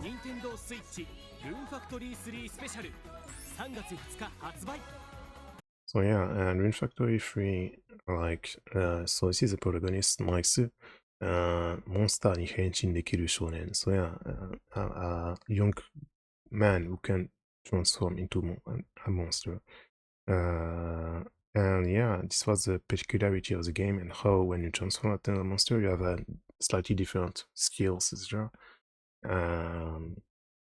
Yeah, I didn't like her that much, the main heroine for 3. なんか、it's not like, 別に嫌いでもないんだけど、あんまり好きじゃなかったね。3のメインヘロイン。で、remember I married her, Sophia. ツンデレで、なんか逆言ってるんだよね、いつも。So it's a really funny, peculiar character because she says opposites of what she wanna mean. That's a pretty unique. Even for a tsundere, it's pretty typical character. The way everything she says is actually reversed. It's actually pretty interesting, pretty funny character. Remember, I married her because I initially actually wanted to marry her, and she's her big sister, but you can't marry her, so I ended up getting with her. なんか、ソフィアと結婚してた理由は、実は、姉さんのエリザと結婚したかったんだけど、なんか結婚できないバグがあったから、結局妹さんに選ったんだよね、俺。面白かったね、このストーリー。Oh yeah, and you also had a mermaid, just like in Story of Seasons, コラボクリステーションみたいで人形さんもあったよね。Just like in GS Cute of a mermaid character, Erisha. So yeah, a really cool cast of characters. I really liked her as well. いつも食べてる. She likes to eat a lot. Really fun girl. Magician, witch, apprentice, really fun girl as well. Extremely lazy character, really funny as well. Like, starting 3 as well. Starting Rune Factory 3, they started to really give each character really unique personalities, really funny gimmicks, really fun quirks, etc. サクヤも結構好きだったけど、結局結婚できなかったね。I didn't marry her, but I also really liked her a lot, and you had her mom as well. サクヤのお母さんもあったね、シノノメ。her mom, まず、この人もめちゃくちゃ結婚できないバグの醍醐味の一人だね。モニカも、メインヒロインの妹さん。なんか面白かったね、ファクトリー3。だからリマスターされたんだよね、きっと。結構面白かったね。I think, in my opinion, it's the best game in the series in terms of balancing content, characters, story, etc. It's the best game in the series. But I didn't play 4 yet, so I'm not sure. Maybe 4 is better, but basically 1 was good, 2 was much better, and 3 is like infinitely better than 2 and 1. Like 3 is like everything is 100 times better than in 1 and 2. So なんか3、1は面白かったけど、2も1より面白い。で、3だけは3からなんか10倍、100倍、2より100倍ぐらい面白いんだね。なんかゲームシステムとかキャラとかストーリーも全部めちゃくちゃ強化されたんだね、3から。So yeah, I really liked Sophia, like I said. And another thing, I'm pretty sure the names of the characters are the same, right? If we check the names of the characters in Japanese, in English, they're the same, I think. The mice, in Japanese it's mice, and in English it's Mika. So yeah, the names are slightly different. So Shara, yeah, in Japanese it's Shia. In English is Shara. レーベンも結構好きだったね。なんか、ちょっと、she looks a lot like Shakugan no Shana だね。I never watched Red Shakugan no Shana, but she looks very similar. Shakugan no Shana と似てるよね。で、マリアン、the same name. Shokoda in English is different. Corretto, yeah. Tamila Edison. And then Marion. In English is Marion as well. Marion. And then you've got Karin. Karina. Yeah, slightly different names sometimes. Perisha is Pia in English, I remember pretty well. Yeah, Pia. Aya Endo Aya-san. なんか、めちゃくちゃ人気声優さんだね。で、Sophia は in English and Japanese as well is Sophia. で、石原みのり、長戸さん、鈴宮春日、今20周年だけど、長戸さん演じてたんだよね。Pretty funny, right? で、Sakuya is in Japanese English, same name. Yeah, Shintani Ryoko. The Ion in Japanese and English, pretty different name. In English, it's like something completely different. Carmen, yeah, completely different name. で、トーマス・アルカさんが演じててるんだね。This was in 2009, so it was before Thomas Alika voiced Asuna in Sword Art Online before she became really, really popular. It's kind of sad, like I always say, the seiyuu industry has some ageism problem in how the female seiyuu study. When they get older, they tend to get less and less roles in favor of younger seiyuu. And it's one thing I sadly dislike. It's one of the sad things with the seiyuu industry and how it became the idol seiyuu industry, and it likes exploiting young people and then throwing them out. It's pretty bad. But if you check gacha games, it's one of the reasons why I play gacha games. But even if the characters are extremely stereotypical, at the end of the day, they're just copies of characters that they voiced in the past. So this seiyuu were popular in the 2000s in gacha games nowadays. They voice characters who are copied, like they are pretty much plagiarized, like legally distinct characters versions of their popular characters. You can find them in gacha games in Nikkei, Genshin, etc. It's one of the reasons why I play these games. To keep hearing this seiyuu I like from the early 2000s. That sadly they don't get voiced in anime in other games anymore because of the ages and the problem with the idol seiyuu industry. Yeah, Kato Emily, she is Naru in Prejurism, obviously. Prejurism. If you never read my article on Prejurism, you should check it out, obviously.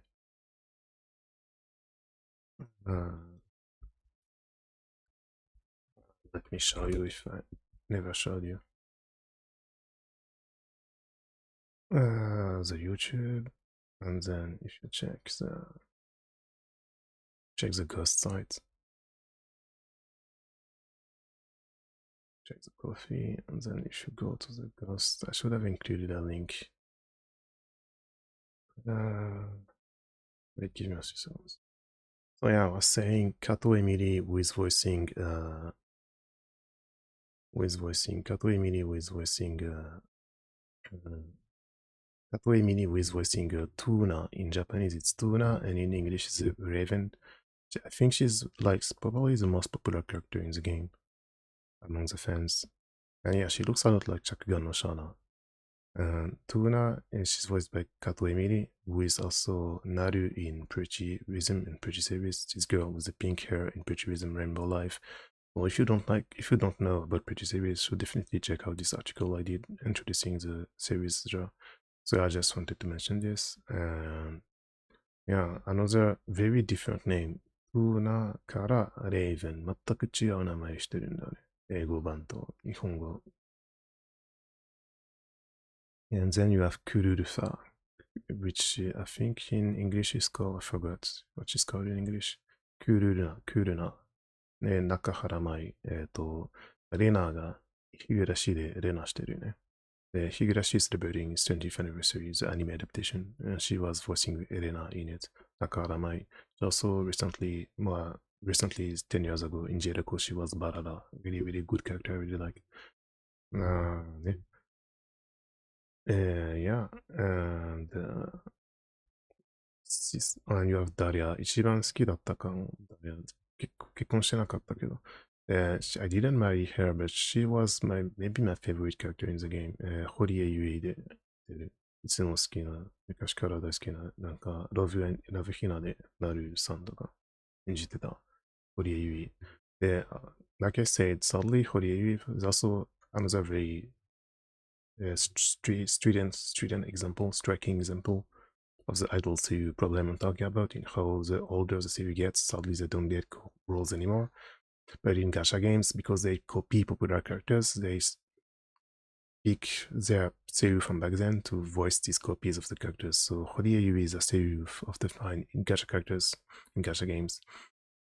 And she is a Faruzan in Genshin, for example, which is the sole reason why I'm using Faruzan, because I really like her voice. Yeah. She's also Hitomi in Dead or Alive series, which is also one of the reasons why I like Hitomi. But I do like all the girls in Dead or Alive anyway. But anyway, so yeah, Rune Factory 3, like really awesome game, really good cast. Maybe in my opinion, the best cast in the series. But I haven't played 4 yet, and I haven't finished 5 yet, and I haven't finished Guardians. I haven't played Guardians of Azuma yet, so I can't say for sure. But like even the NPCs, there's tons of really, really cool characters, really, really great, awesome characters. So yeah, Gaji-san, dwarf there. The dwarf, he has a crush on her. Really cool character as well. He's a blacksmith. Like there's only really, really cool characters in Rune Factory 3. So in my opinion, like it's definitely the best cast in the series. So yeah, and after that we have Rune Factory Oceans, Tides of Destiny in English, which is like another really incredible game. It's basically this follow-up to Frontier, in how it was released on Wii and PS3. So it's not a portable game, it's a console game, so it's a spin-off of a spin-off. And basically, this is a game that Guardians of Azuma is based on, because Guardians of Azuma has like jumps, aerial combos, etc. And this is what Oceans, Tides of Destiny is the game that did everything before. So yeah. And give me a second. So yeah, we're talking about Rune Factory, Tides of Destiny now. Oceans in Japan and Tides of Destiny in English was released in 2011. 2011 in Japan, and then a few months later in North America. So yeah, Iwasaki Minako is still the character designer. This game, yeah, it's really, really different in how it has a much more expensive battle system. So I'm going to show you the opening, and then I'm going to check out some gameplay as well. Maybe it's better if I show the gameplay first, I guess.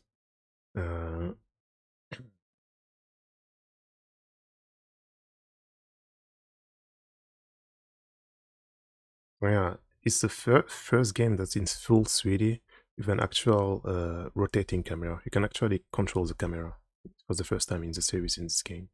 You have the fishing, the farming, And then you've got a giant mecha you can control to dig out islands and explore islands. And there's some air combos as well. There's a jump button, some air combos. It's the first time they did that in the series. And this is something they picked back in Guardians of Azuma. So Guardians of Azuma is actually based on this game. It's something a lot of people don't realize. This is why Guardians of Azuma and Rune Factory 5 are so different, because Guardians of Azuma is actually a sequel to this game. Spiritual sequel to this game. The farming is pretty different as well. It's much more simplified, but it's still a pretty big part of the game, but it's much more simplified than in the past, than in the numbered games. This game is mainly focusing, it's not only focusing on the romance, on the battle system, and the story. Like, it has a much more expansive story than 1, 2, 3 as well. Even 3, this has a 3 that has a pretty big story. This one is even bigger story-wise.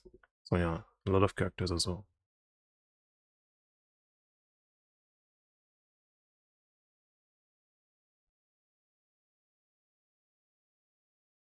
A Mario system as well, and you can get kids as well.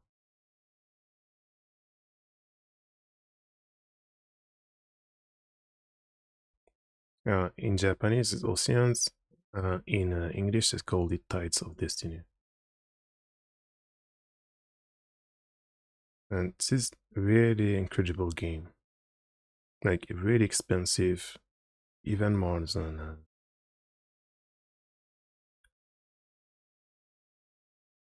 this Drama CD2. I never listened to it. I should try to get it one day.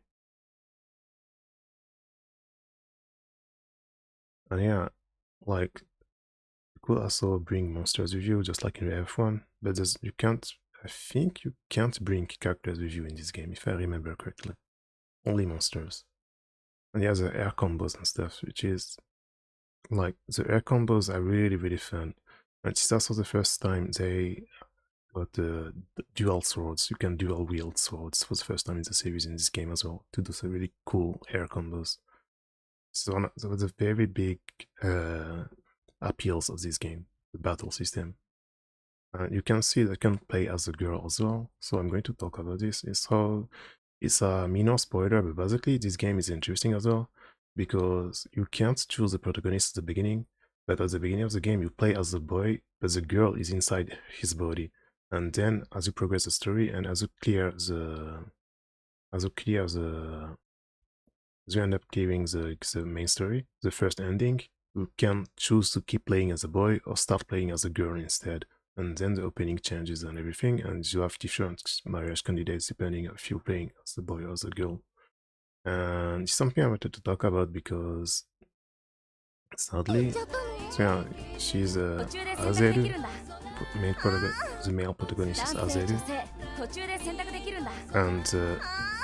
and the female protagonist is Sonia. So yeah, 途中で選択できる. As you progress in the story, you can, actually there's 2 endings in the game, and basically when you get to the first ending after maybe 14 hours, depending on how you're playing, maybe more, maybe less, after like maybe 50 hours of gameplay, you can, or maybe more, maybe less, if you rush less, you can change the protagonist and you get her body back, because she's inside, you only have her soul inside you, and then you get her body back, and then you can play as her instead. It's a pretty interesting mechanic. So here she doesn't have her body at the beginning of the game.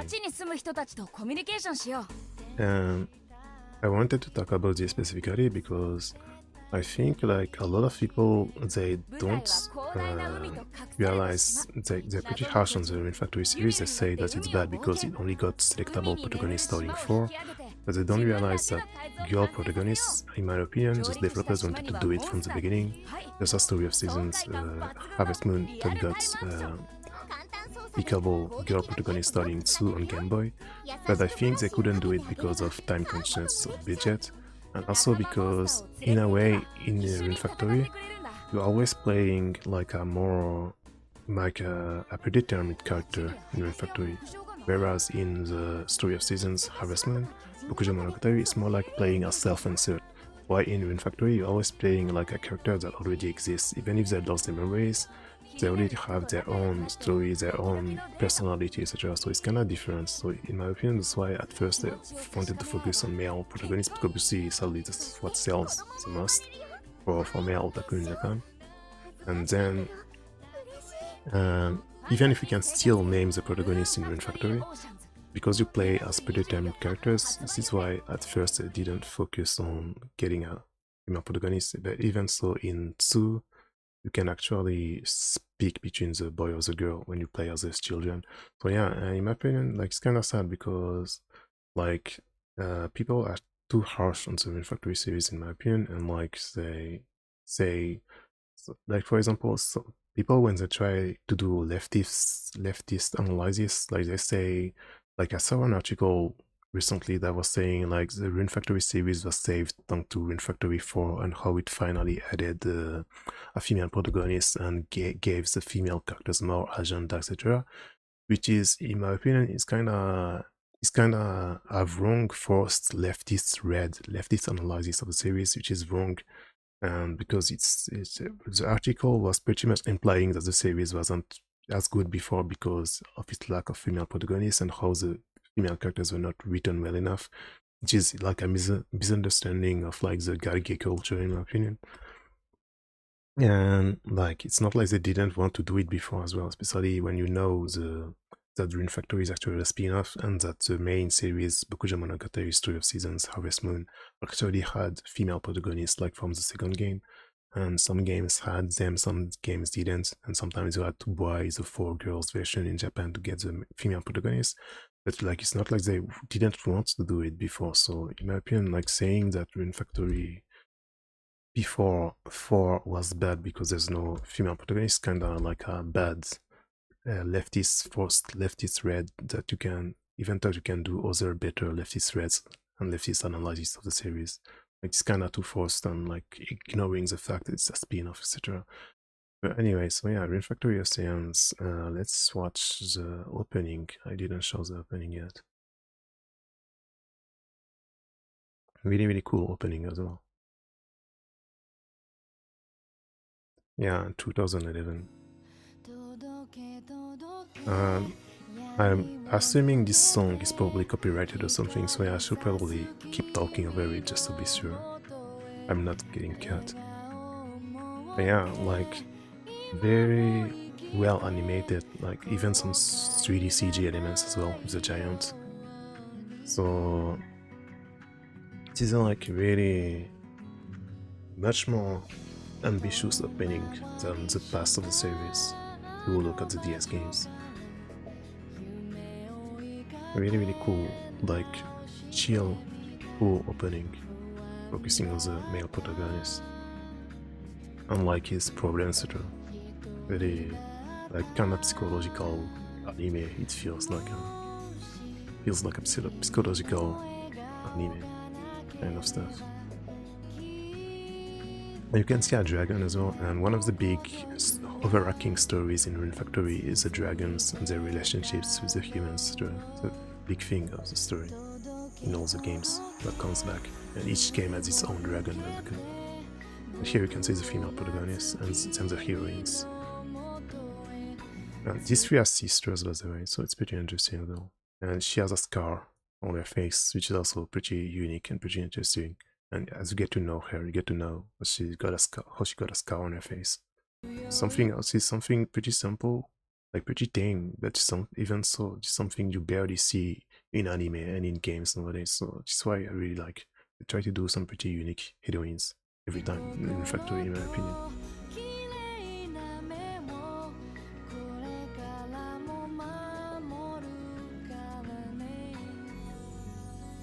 And yeah, and you've got the giants that you can control in the overworld. Basically, it's a world map of the Eastern Fuel Ocean that you can explore with the giants, and you can dig out islands. And there are also some kaiju battles. So I think I can show you some gameplay. Give me a second.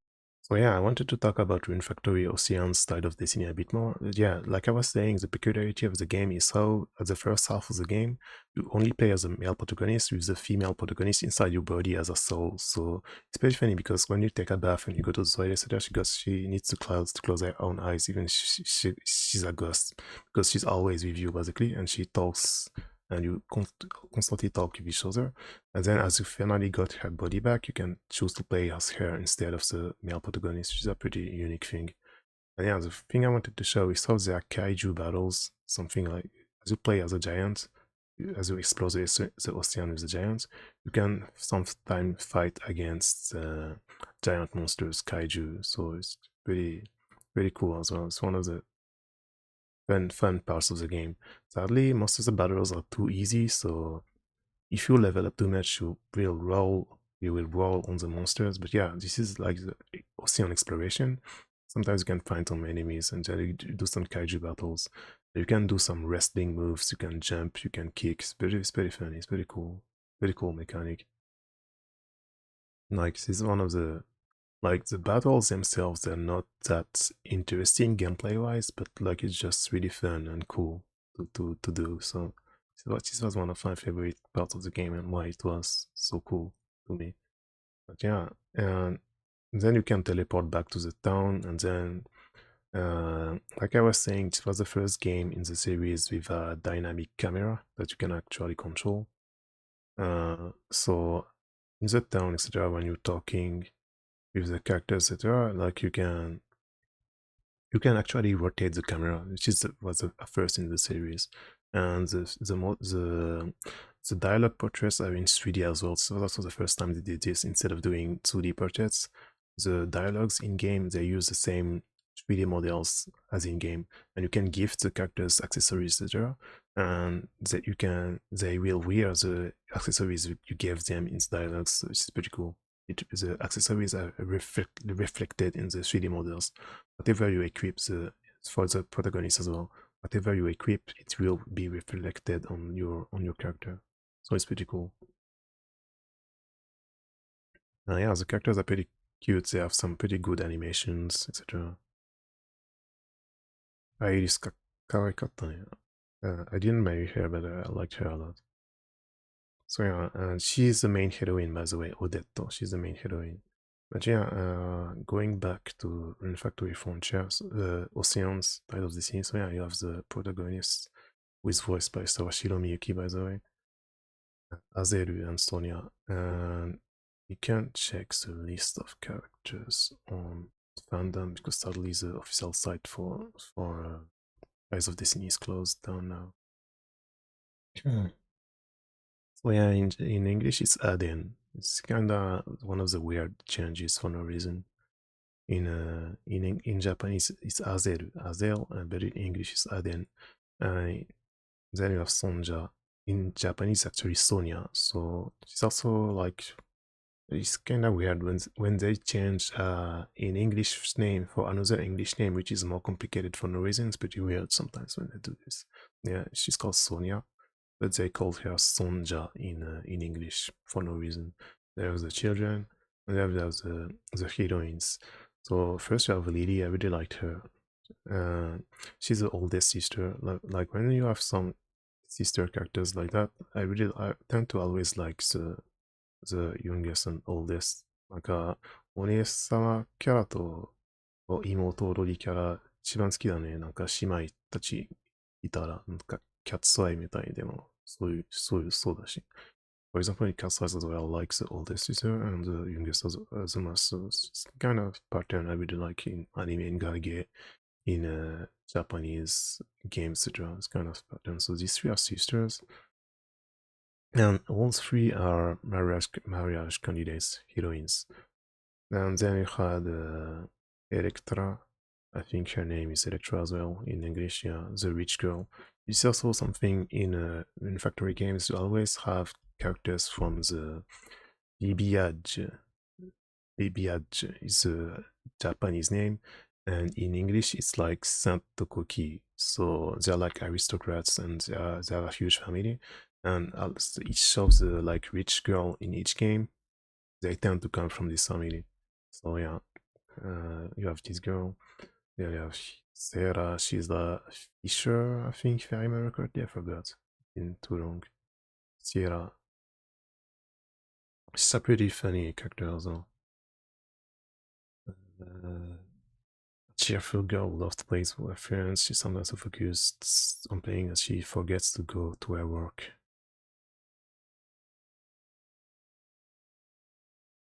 I forgot. They don't say what's her job or anything. I forgot what she does. But yeah, I really like her as well. another game where all the characters are pretty good in my opinion. Elena was pretty fun as well. She looks a lot like she's voiced by Kanaito, by the way. Kanaito who voices Akai Megane in Pretty series, by the way. If you like Kanaito, you should definitely watch Pretty series because she's in all the games. She's in all the games, in all the anime. She's a recurring character called Akai Megane in all the series. This character, Akai Ito Kanae in Pretty series, she voices this character, which is in all the series, which is why she was a symbol for the 15th anniversary art exposition. Yeah, with her red glasses. Akai Megane is a reference. It means red glasses, a reference to her name. Yeah. Like, if you like Ito Kane, you should watch Pretty series. But yeah, she is like a Kagamine Ren だよね。なんか全く同じデザインしてるんだよね。ばっくりしてるすぎるんだけど、鍛冶屋さんだったよね、確か。She's like the blacksmith of the game, and she looks a hell a lot like Kagamine Ren, the Vocaloid character. Like, she's pretty much a copy-paste of her design. Pretty fun character. And Mikoto as well, really cool character. Kobayashi Yu, really cool seiyu. But sadly, again, you don't hear her much nowadays. So I think I think I actually didn't play Ocean's Tide of Destiny until getting married, but she was my favorite character, and together with Pandora, these two were my favorite characters. I wanted to marry one of these two, or maybe maybe one of these three as well. Like these three, the main heroine, Lily and Odetto, Reverse Car, really cool character, really cool character. She's a cook, really cool character.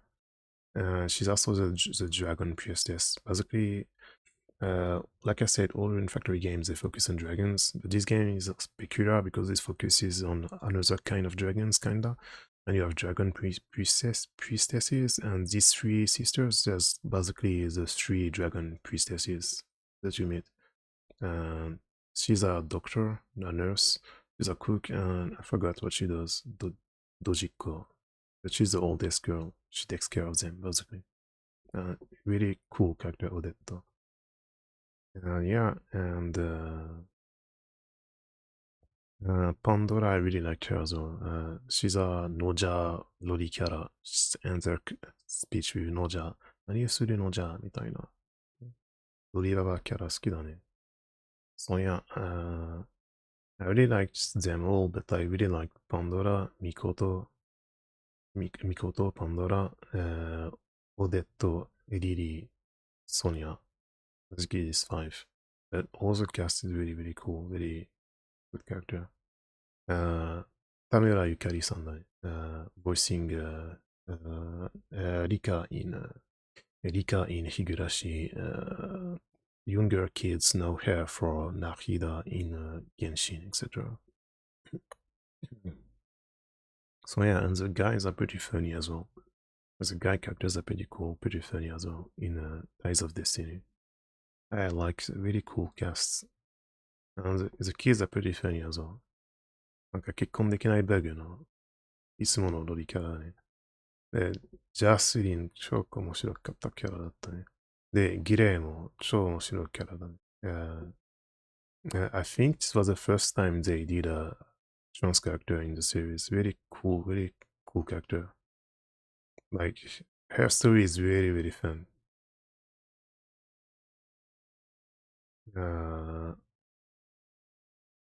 Really interesting character. Very fun character. In English, it's Gerardo. She's a typical, in Japanese, we call this type of character as a one type. Typical one type character, but she's like kinda stereotypical, but not offensive, which is the most important thing. It's not offensive and really cool story. If you play this game, you definitely befriend them. Really cool story. Yeah, and then we're moving on to Rune Factory 4, and this is a game in the series I never played, so I don't have much to say about it. So this video is 3 hours long too, so it's time to stop soon, I guess. But yeah, Rune Factory 4, I never played it, so I don't know much about it. And I never watched the opening as well, so I don't even know what I could say. Oh yeah, and by the way, in Factory Tides of Destiny Oceans, when you clear the first part of the game, and if you play as a girl, you get a new opening as well. Let's watch the second opening. And it's pretty cool because it's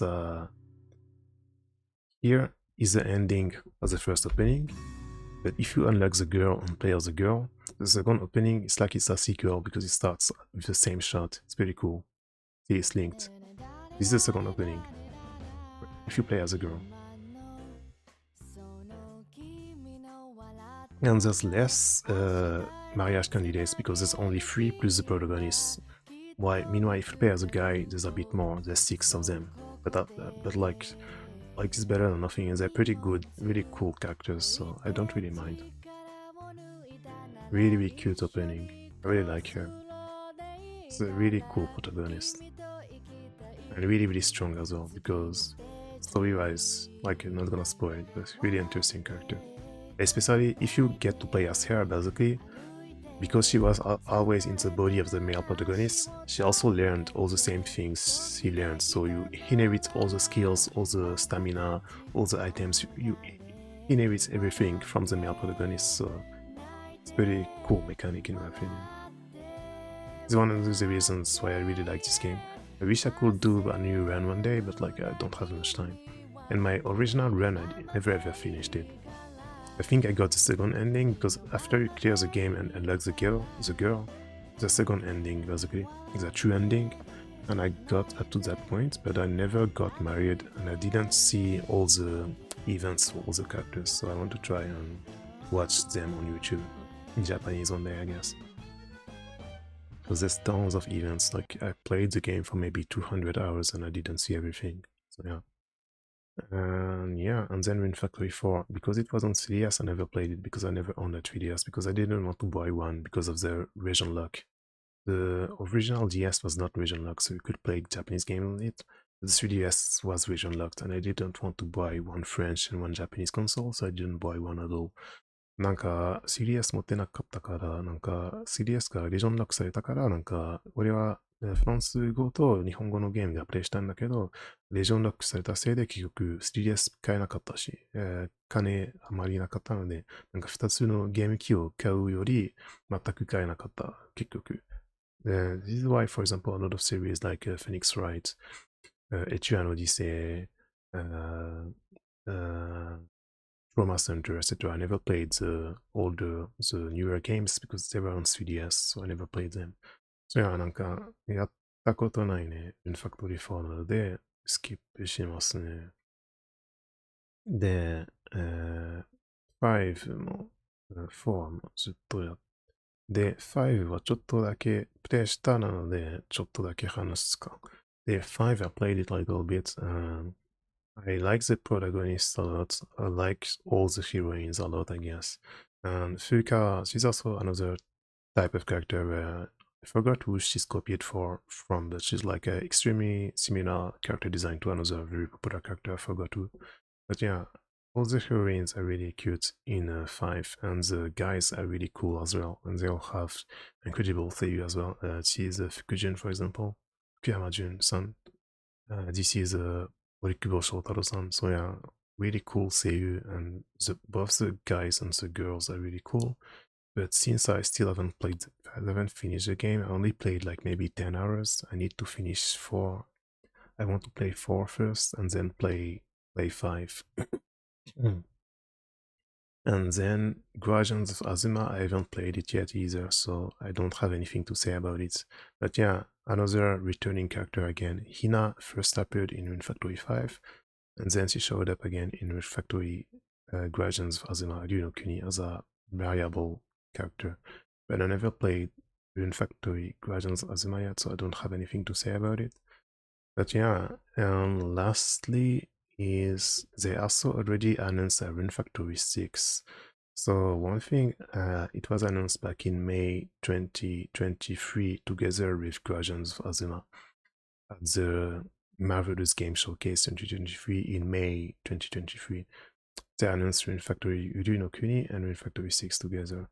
So my opinion is maybe this year if they do a Maybe this year, if they do a Marvelous showcase again, they might show Rune Factory 6.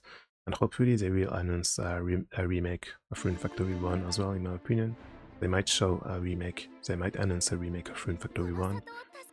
It would be really cool if they did a remake of Rune Factory 1 where they mix the Rune Factory Frontier story together, because Rune Factory Frontier is a sequel. If they could mix the two games together, it would be incredible. Maybe it would be too hard to do story-wise. But since Rune Factory 1 has a bare bones story, maybe it could work to expand it, to fuse the two games together as a remake. It would be pretty fun. But yeah, I haven't played this yet, but see, it's pretty... This game as well is pretty ambitious, and like it's pretty different from the rest of the series in how there's a bigger focus on battles as well. This game is the follow-up to Oceans. This game is the follow-up to Oceans, to Tides of Destiny. And this is something I talk about in a Ko-fi article, so I'm gonna quickly talk about it in vocal, but yeah, I did a detailed article about this, in how, sadly, a lot of people, they don't realize that this is a spin-off of a spin-off, and this is the sequel, the follow-up to Tides of Destiny. Because this is the follow-up to Tides of Destiny, people, they don't realize that the Rune Factory 6, it will be different from Rune Factory Guardians of Azuma, because Guardians of Azuma is basically the sequel to Oceans. Guardians of Azuma is basically a sequel to this game, spiritual sequel, so it's much more closer to this. So Rune Factory 6, I don't know. Obviously, they will take some things from Guardians of Azuma, but it's not going to be similar in terms of gameplay. It will be more focused on farming and etc. And I'm also really hoping that for Rune Factory 6, they bring back the character design from Iwasaki Minako. Because, yeah, if you look at the Soul Stream Rune Factory Guardians of Azuma had before release, the director of the game said that they purposefully did more mature character designs for this game. So I hope that for Rune Factory 6 they will go back to the Iwasaki Minako-san, Iwasaki Minako sensei no キャラデザインが書いてほしいね。Iwasaki Minako sensei no キャラデザインめちゃおもろい。最高すぎるから、I hope they, for Rune Factory 6, they bring back the character design of Iwasaki Minako. So yeah, really, really cool, cute character designs. I really hope they come back for Rune Factory 6. And I guess this is everything, I guess. Yeah. And I didn't even vote. I didn't vote actually, because it was only one vote per day. But yeah, like I haven't played. I need to play Rune Factory 5, and then I need to play Guardians of Azuma. And then maybe, if I can in articles, I'm going to talk about I'm going to try to translate the staff of the games talking about their favorite characters, etc. I want to read these. I especially like Misto a lot as well, so I definitely want to talk about these and read these and translate these. So yeah, thanks for watching. I hope you liked this big presentation on the Rune Factory and Story of Seasons Bokuja Monogatari series. Like, let me know your those in the comments below. Be sure to check out the links to my site below. Check some articles and stuff. So yeah, thanks for watching. Remember to like and subscribe if you can. It helps me out with the algorithm. So yeah, that's everything, I think. Thanks for watching. See you later. Bye.